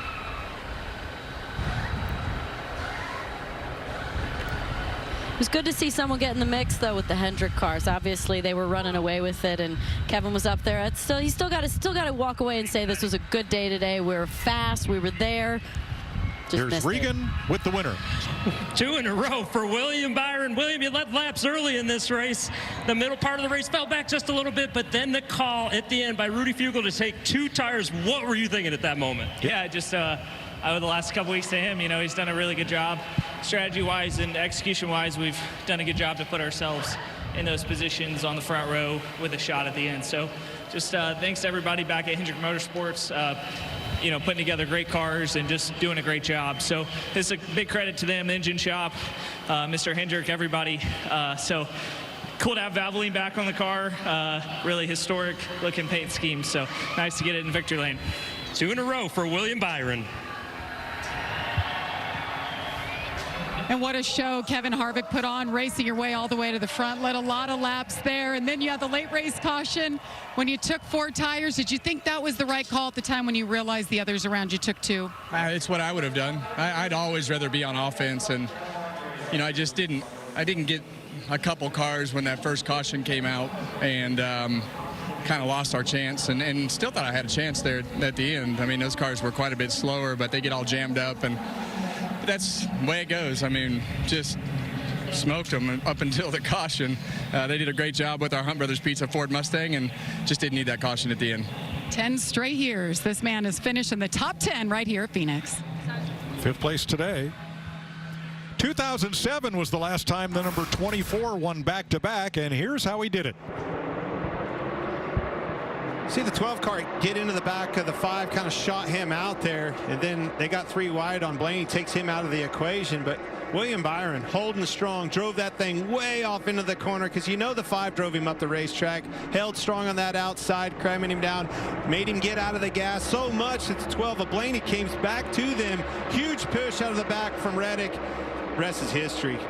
Clear down, take your win, William Byron. Now the 2 cars that had contact and got up into the turn 2 wall end up the last cars on the lead lap. Let's show you what happened up, to Denny big time, crowded him, took off in a push, never lifted out of the gas, slams into the side of the 1 car, but maybe he owed him a little bit there. I don't know, huh? William Byron, Rick Hendrick Chevrolet in victory lane at Phoenix.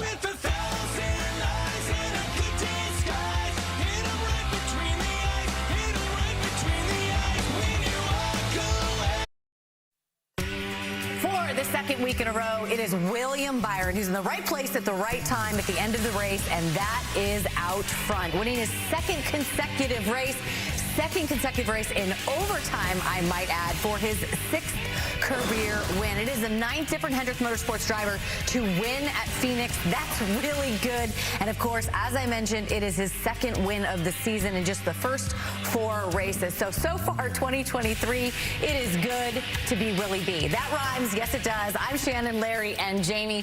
What about those last 2 laps and the way this played out with William Byron getting the win? Well, it's good to be Rudy Fugle right now, because he makes another great call to put 2 tires on that 24 car. Had 55 laps on those tires, as well as some others, but that got him out front, and then that push that he got from Tyler Reddick down the back straightaway. Yeah, and to be able to beat Kyle Larson on a restart on the outside, I think Larson was in the preferred lane, but William Byron did such a good job getting a run out of the restart zone, was able to get beside Kyle Larson in turns 1 and 2, and then Larry mentioned that big shot from Tyler Reddick down the backstretch.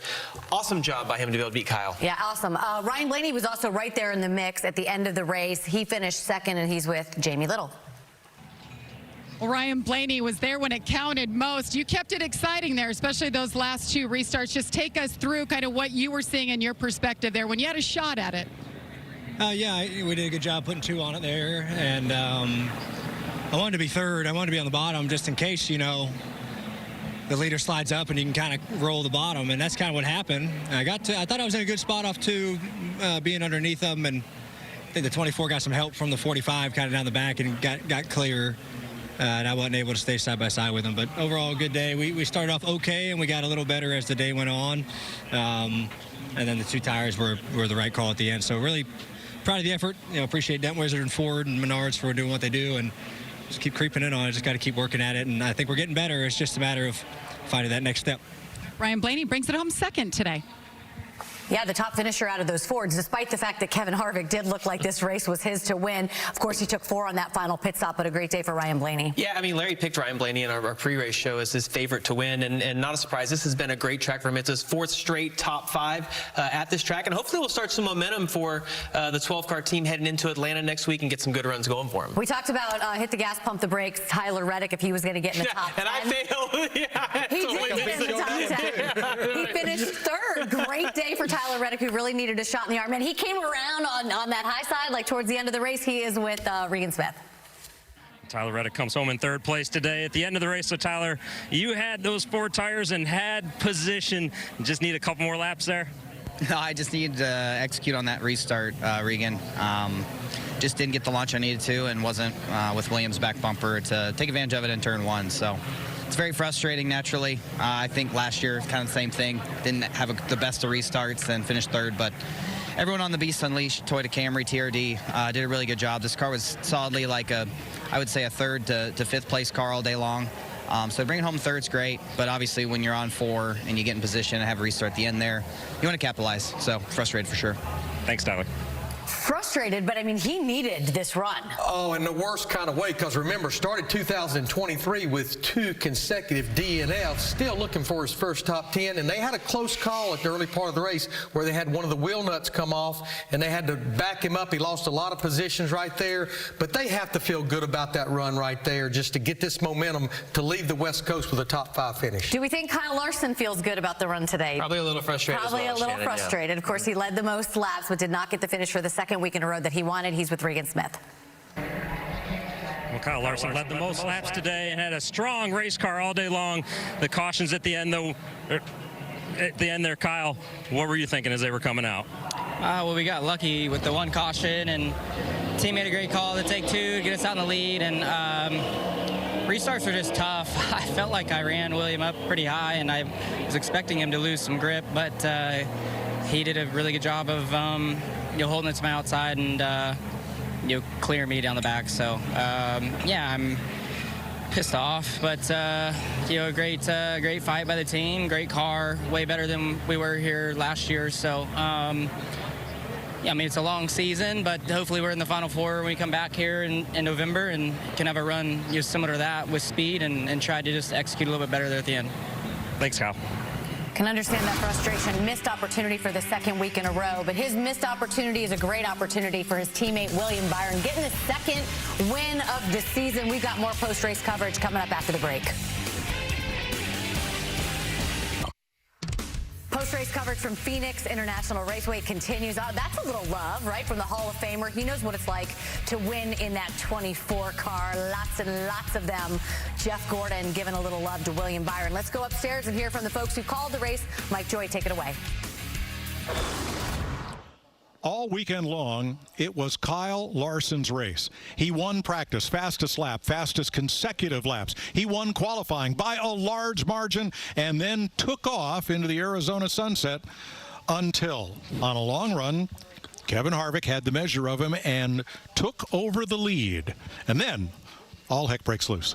Well, I mean, we were all over it. Kevin Harvick had the long run speed all day long. He showed that in practice a little bit, showed that light, and did what we didn't think was possible. Passed the leader of the race, the 5 car, the dominant car of the whole weekend, passed him, drove off into his sunset of the Phoenix sunset, and then all of a sudden here comes the caution, Danica. Oh my gosh. I mean, Kevin was not looking for that, Rodney, at the end having the yellow, but it makes it exciting. It made it exciting last week, and I said Reddick would be in the mix, and he was the one that ended up firing into the back of William Byron and giving him that push to the lead, so he played a role. It was an assist. That may well have made the difference. So yes, give Tyler Reddick an assist on William Byron's surprise win in Phoenix. Shannon? Thank you so much, Mike. All right, we've said it for 3 weeks. When we leave the West Coast swing, we're going to know what we're going to know. What do we know? Well, I'm saying that Hendrick Motorsports and the Chevrolets, they're in pretty good shape. For the first time since 2001 when Chevrolet did it, first 4 wins of the season. Oh, by the way, William Byron won Atlanta a year ago, just for the record. Well, Larry brings up Atlanta. We've been to just about every type of racetrack, and Atlanta will complete that circle because it's the same rules that we run like at Daytona and Talladega, but on a track that's 1 mile less in length. So be interesting to see who can figure that out next week. We'll keep our eyes on those Hendrick Motorsports cars for sure. Next Sunday, as we just mentioned, coverage from Atlanta begins at 1:30 on FS1, continues on Fox at 2. Don't forget, Race Hub. Yes, that's the second week in a row he's gotten to wear that. Race Hub weekdays, we've got Brad Keselowski on Tuesday, Kevin Harvick on Thursday. Tonight on Fox, it's Farmer Wants a Wife, followed by The Simpsons. Congratulations to the big hat man, William Byron. Thanks for joining us here today on our coverage. Have a great Sunday evening, everyone.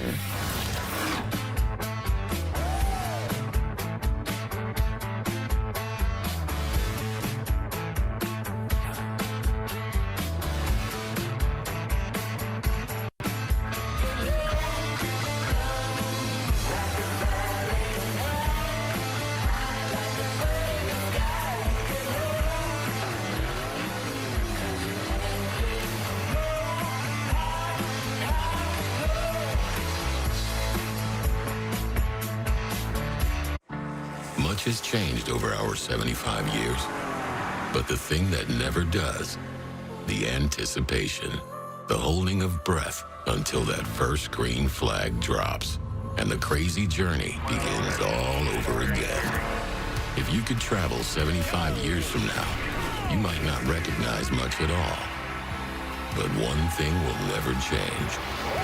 That feeling you get when the race begins again.